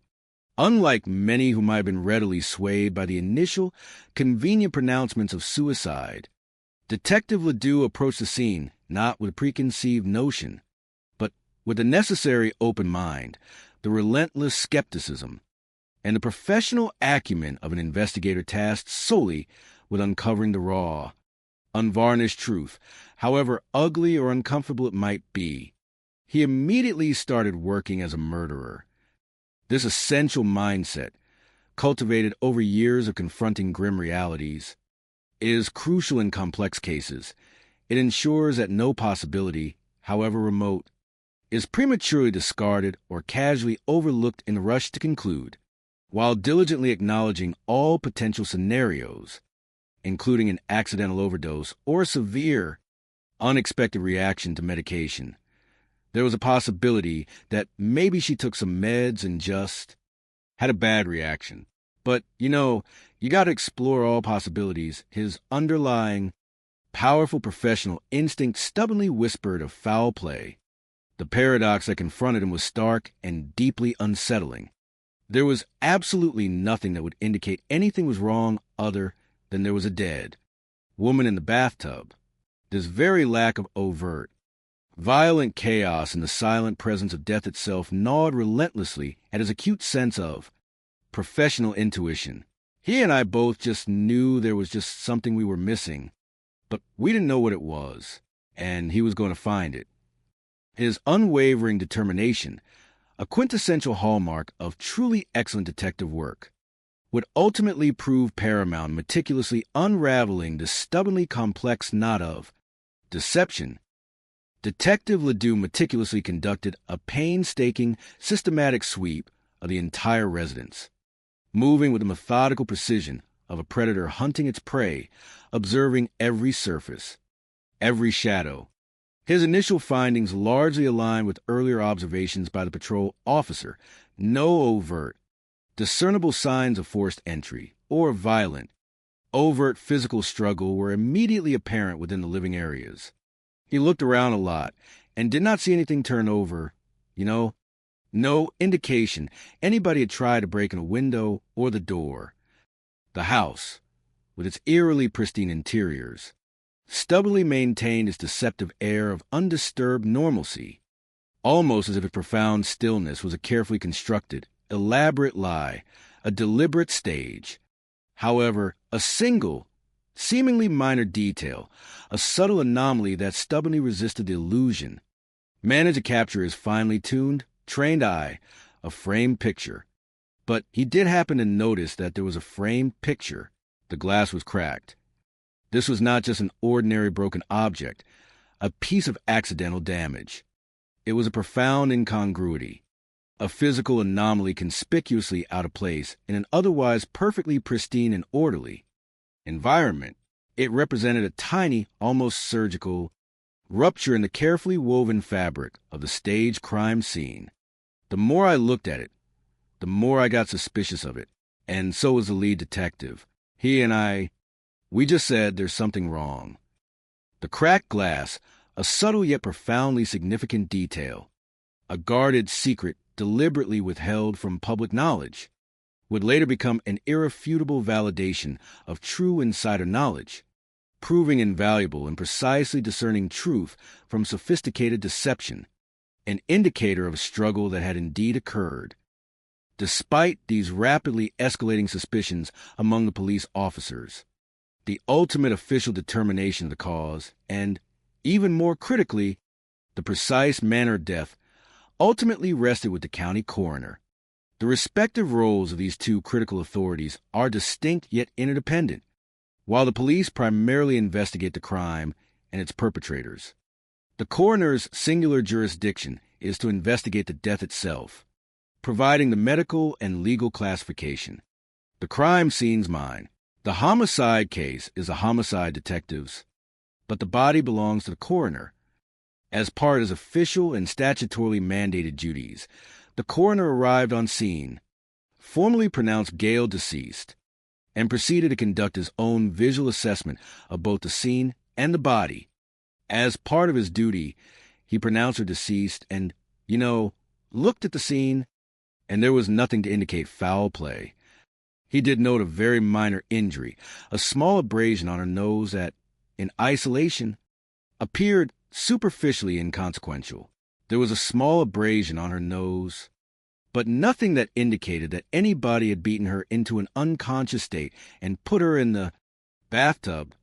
Based on these cursory observations, and perhaps influenced by the initial presentation of the scene, the lack of overt chaos, and the seemingly straightforward suicide narrative, the coroner, with remarkable swiftness, rendered his ruling. Gail's death was an accidental drowning. This ruling, however, struck a profoundly discordant and jarring note, directly clashing with the growing instincts and the rigorous professional suspicions of the patrol officer and the homicide detective present.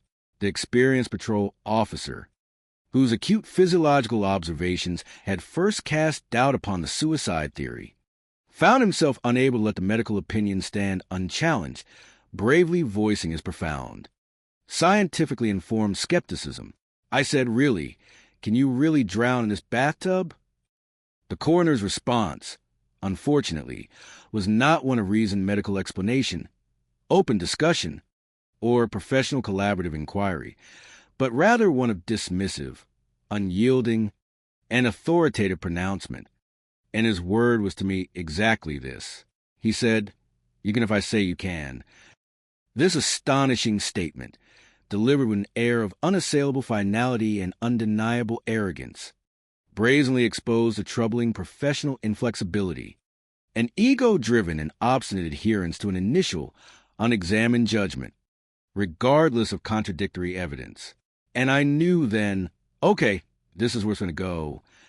This pivotal moment irrevocably marked a severe professional rift, a direct and irreconcilable clash between diligent, evidence-based scientific investigation and entrenched, unyielding institutional authority. He and I got along up until this point, all the years we worked together, but I thought it was a bad judgment call on his part, and he wasn't willing to look at any other options.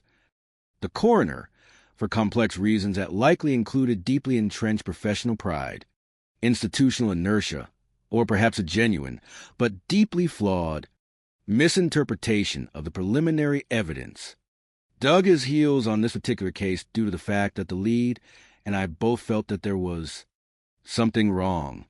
This intellectual stubbornness, a common human failing that can plague even the most seasoned professionals, became an immediate and formidable obstacle to the rightful administration of justice, threatening to bury the truth under a veneer of official, yet erroneous, legitimacy. Despite the unshakable official ruling, Detective Ledoux and his determined colleagues were far from deterred, their resolve only hardened in the face of such dismissive obstinacy. They understood, with absolute clarity, the critical importance of maintaining an open avenue for future inquiry, thereby ensuring that the investigation did not simply conclude based on a potentially flawed initial judgment. We put on our offense report there was a death pending, and that left the door open for us for further investigation. This subtle but profoundly significant bureaucratic maneuver allowed them to bypass the immediate, legally binding finality of the coroner's ruling, granting them the essential legal and procedural space to continue their relentless pursuit of the truth, even if it explicitly meant directly challenging a fellow official. For the moment, however, the grim realities of their immediate duty persisted. Their next, most heart-wrenching step was to formally inform Gail's immediate family of her death, a devastating pronouncement framed by the official, yet deeply contentious, determination of apparent suicide. This notification, delivered with official gravity and cold impartiality, would soon unleash a torrent of inconsolable pain, coupled with a fierce, intuitive, and ultimately validated rebuttal from those who knew Gail best, who understood her life, and who intrinsically recognized the lie. The shattered innocence, a father's grim task in children's indignant rejection of lies. The most painful and emotionally wrenching task following Gail's sudden and mysterious death fell, with crushing inevitability, upon her ex-husband, Richard. It was his grim duty to deliver the devastating, life-altering news to their two young sons, Joseph and Bill. This moment would prove to be one of profound, unparalleled trauma, an emotional earthquake that would irrevocably alter and scar the landscape of their young, innocent childhoods. He said, "Look, we got to tell you something. Your mom's dead." For a child, such stark, unambiguous words are an immediate and violent assault on comprehension, an unfathomable blow that shatters the very foundation of their secure, predictable world. Joseph's immediate, instinctive reaction was a desperate, almost primal attempt to recoil from the unbearable reality, to refute the crushing finality that had just descended. And I said, "You're joking." The delicate innocence of childhood, desperately seeking reassurance and comfort, grapples awkwardly and tragically with the brutal, absolute finality of death, especially when it is so unexpected. But the undeniable, crushing truth manifested itself vividly in his father's profound, raw grief, a sudden, overwhelming torrent of uncontrolled emotion that could not possibly be feigned or concealed. Well, then my dad started crying, and then I knew, and I collapsed, and I'll never remember getting up. The vivid, searing memory of physical collapse, a visceral and involuntary manifestation of acute shock, unimaginable sorrow, and the shattering of his world, powerfully illustrated the profound depth of his initial anguish and the indelible, permanent mark it left upon him, a scar etched deep into his nascent consciousness. Even at their tender, impressionable ages, young Joseph and Bill possessed a rudimentary, yet clear, understanding of the abstract concept of suicide. Yet, this somber concept, when it was presented as the explanation for the loss of their vibrant, loving mother, was something they both vehemently, absolutely, and indignantly rejected, an idea so utterly alien to her known character as to be utterly absurd, logically and emotionally untenable. Even at that age, I understood what suicide was. So to have someone tell me that my mom committed suicide was just the most absurd thing that I could think of. This was not merely the often seen denial phase of acute grief. It was more profoundly a deeply ingrained, almost intuitive conviction rooted in their intimate, lived, and profound experience of their mother's essence. Gail's unwavering, selfless love for them, her steadfast and often demonstrated commitment to their well-being and happiness, her profoundly resilient spirit, these fundamental and immutable aspects of her being rendered the idea of her willingly abandoning them, particularly at such tender, vulnerable ages, an absolute impossibility. The official explanation, delivered with the weight of authority, clashed violently, irreconcilably, and profoundly with their deep and unwavering knowledge of their mother's true character and ultimate purpose in life. They instinctively understood, with the clarity of a child's pure love, that the Gail they knew, the Gail who quite literally lived for her children, could never, under any circumstance, choose to leave them by her own hand. This inner, unshakable conviction would later serve as a powerful, unwavering fuel for their courageous fight for truth and justice, an emotional anchor that would guide them through a storm of adult deception and cold-blooded malevolence. Their conviction, a silent testament to a mother's worth, demanded more than superficial answers. Whispers of a grudge, the looming shadow of a new, consuming life. As investigators continued their solemn protocol, painstakingly reaching out to more of Gail's grieving family members about the perplexing and troubling circumstances of her death, a consistent, insistent, and undeniably powerful chorus of profound disbelief emerged. Her loved ones did not merely question the suicide theory, expressing vague doubts. They emphatically declared their deeply held belief that someone had actively, intentionally, and malevolently caused her demise. A particularly chilling and profoundly significant piece of information surfaced from Gail's devoted sister, a premonition, a moment of profound fear that Gail herself had expressed just a mere 2 weeks prior to her death. An ominous foreshadowing.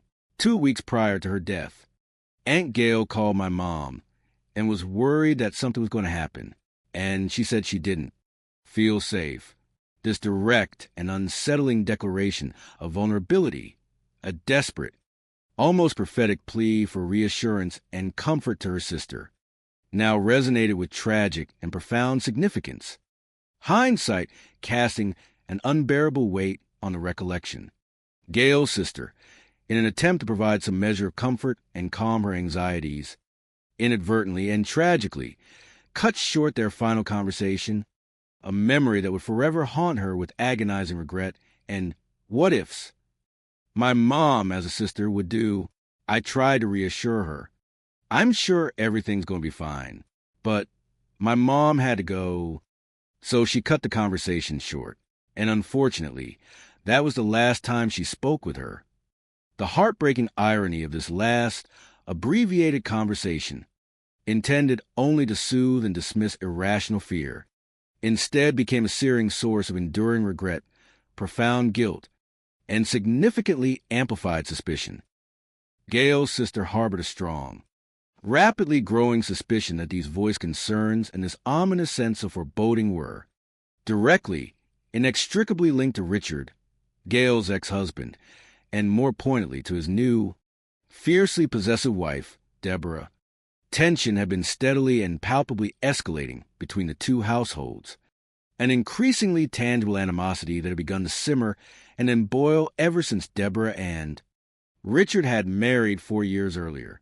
The once admirable, remarkably amicable co-parenting relationship that had previously characterized Gail and Richard's post-divorce dynamic, a model of maturity and cooperation, had fundamentally, irrevocably, and quite toxically shifted under this new, malevolent influence. After the divorce, Aunt Gail and Uncle Richard, they were very amicable, co-parented very well. This healthy, mature approach to their shared parental responsibilities had, indeed, been a credit to them both, fostering stability for their children. However, after Debbie came into the picture, the parenting dynamic changed a little bit. Deborah, often referred to simply as Debbie by family members, brought with her a complex and deeply shadowed personal history prior to her union with Richard. Debbie was married before she met my dad. She had 2 children. One of them did not survive infancy. Following her marriage to Richard, they welcomed a daughter together, named Sarah, creating a blended family. It was within this newly formed and inherently complicated blended family dynamic that Gail's sons, Bill and Joseph, acutely observed a stark, profound, and deeply troubling disparity in emotional and practical treatment. Debbie treated my brother and I tremendously different than the way she treated Sarah.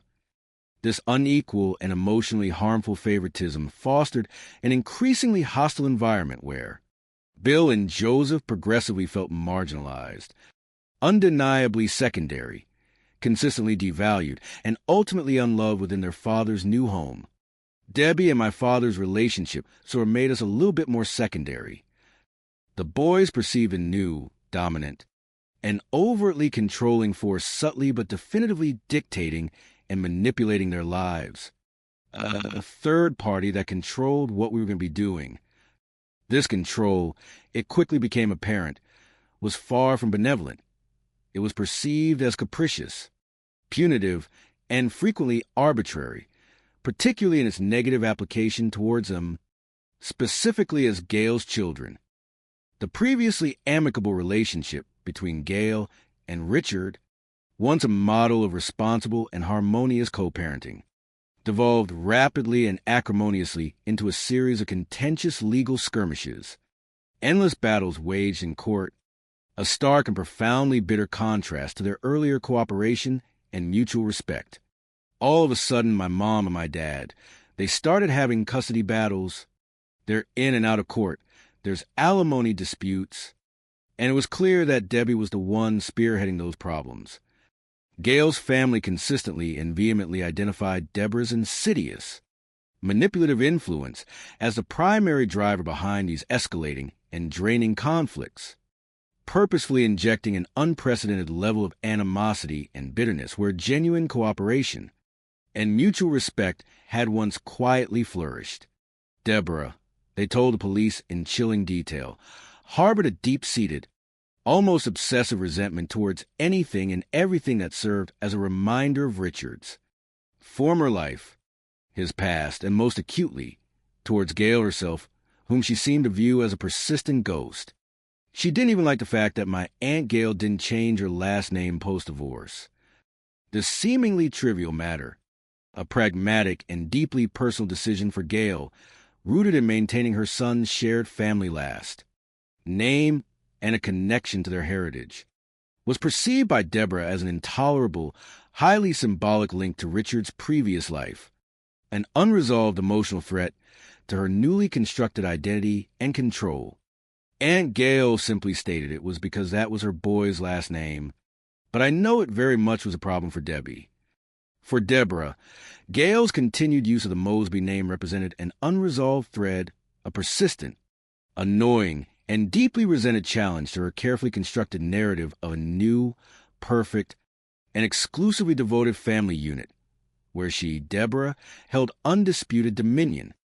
From a meticulous criminal psychological perspective, this type of obsessive control, pathological resentment, and the need for total erasure of a predecessor often characterize individuals with a profoundly fragile ego, deep insecurities, and overriding pathological need for absolute dominance and unchallengeable authority within their immediate social and domestic sphere.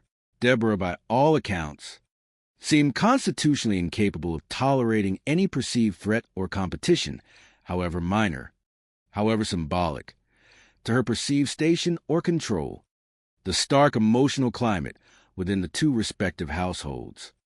As acutely experienced and eloquently described by Gail's sons, painted an extraordinarily stark and telling psychological picture. There couldn't be a more striking difference living with my dad and Debbie versus living with my mom. My mom was loving. Living with my dad and Debbie, it was like a complete absence of love. This profound emotional void, chillingly juxtaposed against Gail's overflowing warmth. genuine empathy, and natural nurturing instinct provided a chilling insight into the very core of Deborah's character, a woman seemingly incapable of reciprocal affection. Her animosity towards Gail was not merely passive dislike. It was overtly expressed venomous, relentless, and unyielding in its destructive force. Debbie was very nasty toward my Aunt Gail. It was very evident that she did not like her. The intensity of this hostility extended far beyond mere social distaste, manifesting repeatedly in active, calculated acts of harassment, petty yet deeply unsettling forms of sabotage deliberately designed to inflict maximum stress, emotional distress, and logistical difficulty on Gail's already challenging life. Her utility's been cut off. She had no proof who it was, but we all assumed, Gail and me and the police department, that it was coming from Debbie. These repeated, vexatious acts bespoke a deeply disturbed personality driven by pervasive spite, a compulsive, almost pathological desire to cause misery, instability, and profound unhappiness in Gail's life, a psychological precursor to the ultimate act of physical violence. Investigators further gleaned a crucial and deeply saddening piece of information that directly connected Deborah's relentless campaign of harassment to Gail's emotional turmoil. The incessant pressure, psychological manipulation, and corrosive drama originating directly from Deborah had been a highly significant contributing factor to Gail's recent breakup, the very heartbreak documented with such raw emotion in her private journal. Whatever relationship that Gail had with a woman that ended because of all the drama that was involved in it, the corrosive, destructive influence of Deborah's actions was thus not merely confined to the legal and emotional battles over child custody and alimony. It insidiously infiltrated and actively sabotaged Gail's sincere attempts to forge new, healthy, and emotionally fulfilling personal relationships, robbing her of a chance of happiness. This consistent and pervasive pattern strongly suggested an individual utterly bent on isolating Gail, meticulously dismantling her life piece by agonizing piece. An escalating act of profound psychological torment that tragically preceded the ultimate physical act of violence. The demonstrated depth of this pervasive animosity and its destructive, far-reaching impact was clearly and chillingly evident to the investigators, powerfully shifting the primary focus of the nascent investigation firmly toward a malevolent third party and away from the convenient narrative of suicide. However, despite these compelling and numerous anecdotal accounts from Gail's profoundly grieving loved ones, and the rapidly growing, pervasive suspicion among experienced investigators, law enforcement faced a daunting, formidable, and immediate legal challenge. But without evidence to support the idea of murder, there is little investigators can do. The deeply entrenched official county coroner's ruling of accidental death, initially unchecked by a comprehensive, definitive autopsy, combined with the alarming lack of overt, unequivocal forensic evidence of explicit foul played directly at the scene, formed a virtually insurmountable barrier to the immediate initiation of an active homicide inquiry. In the absence of some information that indicated death by another identifiable person, there just wasn't anywhere to go with it. The case, for a critical period, settled into a somber, frustrating stasis, becoming a seemingly cold file among many, patiently awaiting the singular spark of a new lead, a piece of irrefutable, corroborating information that could finally crack open a meticulously constructed facade of suicide. And so nothing really happened until the fall. The protracted passage of 4 long months, however, would only intensify the family's deep-seated conviction, allowing the subtle seeds of suspicion sown by the vigilant officer to germinate and eventually blossom into a revelation so profound and so startling that it would unequivocally shatter the official, deceptive narrative once and for all. The terrified informant, a crack in the wall of silence, a glimmer of shocking truth. For agonizing and fruitless months after Gail Mosby's sudden and perplexing death, As the leaves began their inevitable transformation from vibrant green to the deep, fiery hues of autumn, a pivotal and entirely unexpected moment arrived. This single event would irrevocably alter the entire trajectory of the dormant investigation, injecting it with a surge of life and purpose. A woman, later identified by investigators as Vicky Mordecai, sought refuge and urgent protection at the local office of the Federal Bureau of Investigation, arriving unannounced on a quiet Sunday afternoon, radiating an almost palpable, bone-deep terror. And she was terrified. Her desperate appearance, unbidden and fraught with visible anxiety, immediately signaled a personal crisis of monumental proportions. What she proceeded to divulge to the seasoned FBI agent was nothing short of astonishing. A cascade of information that intricately connected seemingly disparate criminal enterprises, directly to the dark heart of Gail Mosby's death, providing the missing link, and what she said changed the investigation. Vicky Mordecai's intricate, deeply unsettling tale began not with murder, but with a clandestine and illicit criminal operation, one that highlighted her own entanglement in a dangerous world. What Vicky Mordecai tells this FBI agent was that she and her husband, a guy named Ricky Mordecai, were in the business of raising marijuana up in northeast Mississippi, and that an entire crop had disappeared. This illicit venture, born of desperation or greed, had drawn them into the orbit of Vicky's formidable and intimidating stepfather, a man named Roy Kyle. Roy Kyle was now leveling grave and dangerous accusations against them. They were in business with her stepfather, Roy Kyle. Roy Kyle was accusing them of having stolen the crop. This accusation, far from being a simple dispute, had rapidly escalated into a terrifying, unambiguous threat of ultimate retribution. She told them that her stepfather, she felt, was going to hire a hitman to kill her and her husband. Her fear, visceral and consuming, was profoundly real, further intensified by a chilling piece of prior, direct knowledge, and that she was terrified because she knew that he had hired a hitman to kill someone else. Previously, this precedent, a cold-blooded act of contract killing in the not-so-distant past, rendered her current, desperate fear profoundly credible and chillingly plausible. It was at this critical juncture, fueled by her desperate need for self-preservation, that Vicky Mordecai dropped a bombshell directly pertinent to the dormant Jackson case. She began, haltingly at first, to describe this previous murder, a specific crime whose intimate and corroborating details had been meticulously, even ruthlessly, kept from public disclosure by the diligent investigators, a tightly guarded secret.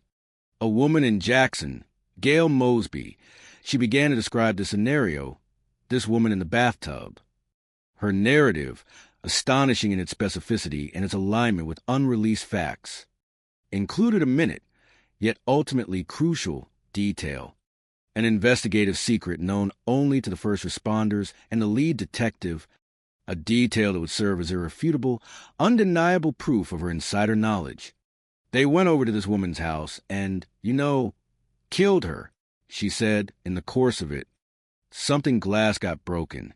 The cracked picture frame, a subtle but persistent anomaly that Detective Ledoux had painstakingly observed at the scene, was now verbally manifested by a terrified informant.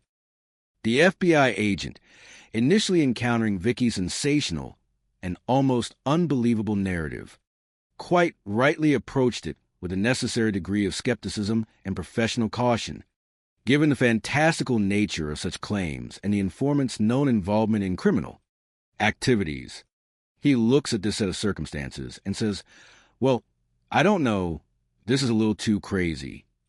Such claims, particularly when emanating from individuals deeply entangled in illicit enterprises, are often prone to embellishment, exaggeration, or outright fabrication, designed to deflect or gain leverage. However, the precise and accurate mention of the broken glass, a specific, crucial forensic detail that had been deliberately withheld from the public domain by Jackson police, specifically to filter out false confessions or imaginative fabrications, immediately and irrevocably transformed Vicky's seemingly wild tale into a credible, undeniable, and deeply significant lead. This critical detail, a quiet whisper carefully protected in the official police records, now screamed the undeniable truth of Vicky's proximity to genuine knowledge. The agent recognizing profound, validating significance of this corroborating detail, wasted absolutely no time. He immediately contacted the Jackson Police Department's Homicide and Robbery Division, knowing that he possessed information that demanded their most immediate and urgent attention. But he called the Jackson Police Department Homicide and Robbery Division. When the Jackson homicide detectives heard about the broken glass, an investigative detail known only to them and a select handful of first responders present at the scene, they knew instantly, with absolute certainty, that Vicky Mordecai was speaking the truth, that her story held genuine weight. This crucial piece of information, meticulously guarded precisely for moments like this, to filter out those who would falsely claim knowledge, served as the ultimate, incontrovertible validator of her testimony. When Jackson homicide detectives hear about the broken glass, they immediately know Vicky is telling the truth because that detail was never made public. The detectives, sensing a monumental and long-awaited breakthrough in the stalled case, wasted no further time in arranging an urgent in-person interview with Vicky. So the detective said, "I want to talk to her." Vicky Mordecai subsequently came forward, her terror still evident, but her resolve strengthened by the promise of protection, recounting her astonishing and convoluted story in intricate detail to the Jackson police with unwavering conviction and chilling precision. So she came over there and, told him the story. The paramount and most immediate question posed by the detective focused on the precise provenance of her extraordinary and privileged information. And he says, "From whom did you get this information?" Her answer would, with shocking directness and irrefutable clarity, place Deborah Mosby squarely at the epicenter of the murder conspiracy, a horrifying confirmation of Gail's family's deepest fears and suspicions. Suspicions had been so readily dismissed as mere family drama. She told him that she had heard this from her sister, Debbie Mosby. The web was finally unraveling, and its threads led directly to the woman who seemed to embody pure spite. According to Vicky's testimony, which now perfectly aligned with previously collected police intelligence, her and Deborah's stepfather, Roy Kyle, functioned purely as the intermediary, the unsavory contact, the man who possessed the necessary illicit connections within the local criminal underworld. The true architect and malicious orchestrator of the entire plot, however, was unequivocally none other than Deborah Mosby herself, a chilling and definitive confirmation of the dark thoughts that had plagued Gail's loved ones for months. Deborah said, "I need somebody to take care of Gail. Can you help me with it?" Roy Kyle, a man apparently accustomed to facilitating such illicit and violent requests, readily affirmed his capacity and willingness to assist in this deadly enterprise. He said, "Well, yeah, I know somebody who might can help you." Vicky then proceeded to meticulously detail the alleged sequence of events surrounding Gail's brutal murder, information she had acquired, piece by chilling piece, directly from Deborah. What Vicky says that Deborah Mosby told her was that Billy Ray Ford, this hitman, had come over to their home. They lived in Canton, picked up her husband, Richard Mosby, and they drove over to Gail's house.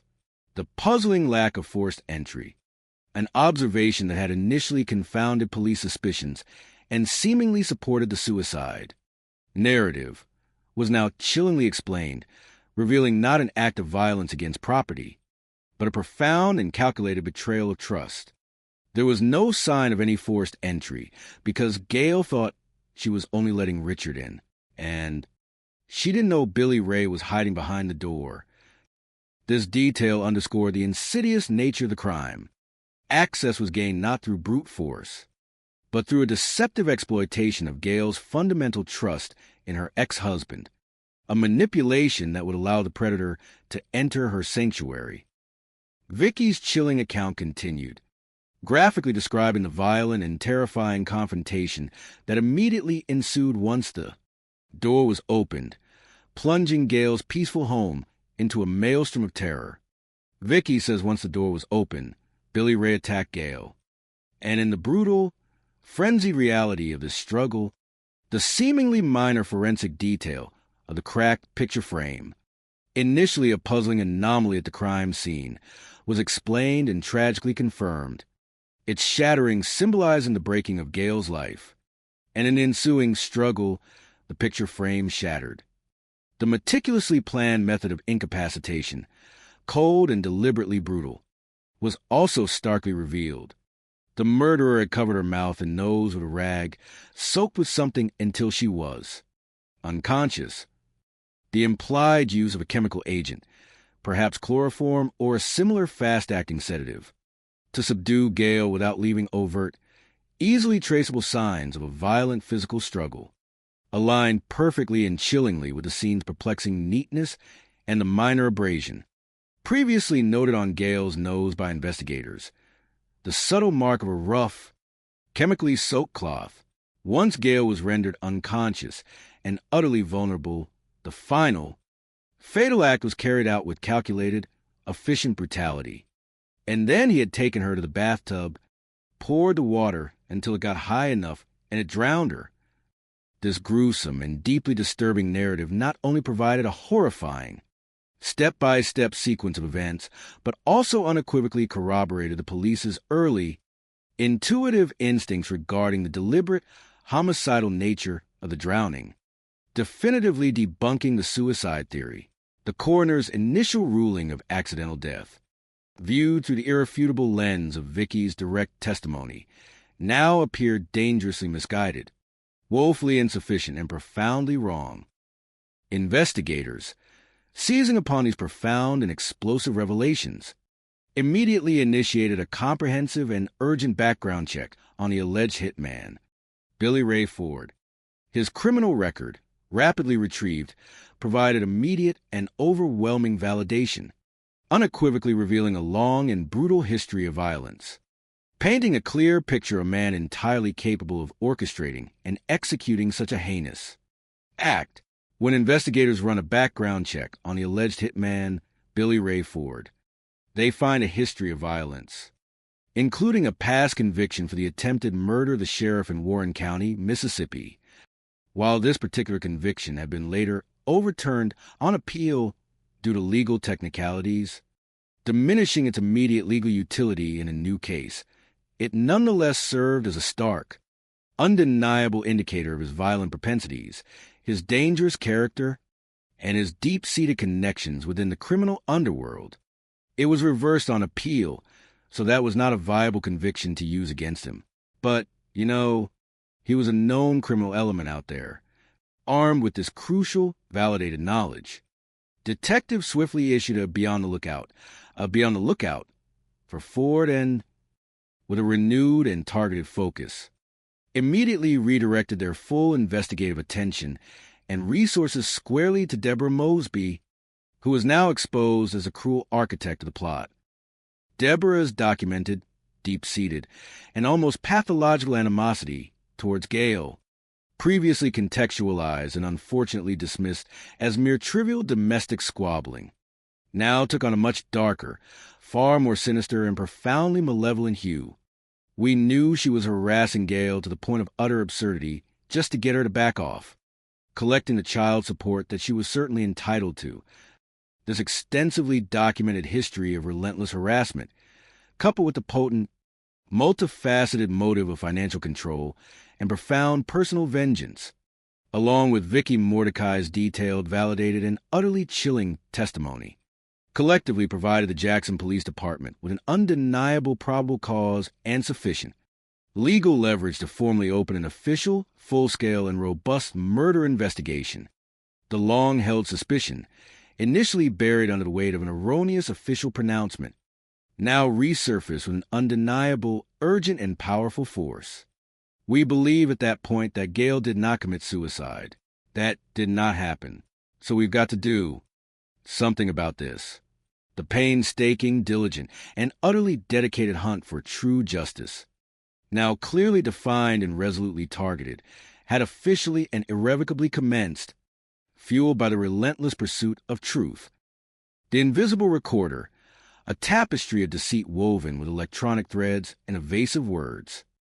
With Richard and Deborah Mosby now unequivocally identified as the primary suspects, the cruel perpetrators, in the callous murder of his ex-wife, Gail, the prosecution team led by Tommy, understood instinctively that mere suspicion, or even the compelling, albeit indirectly obtained, testimony of a terrified informant, was not going to be enough to secure an ironclad conviction in a demanding court of law. Legal rigor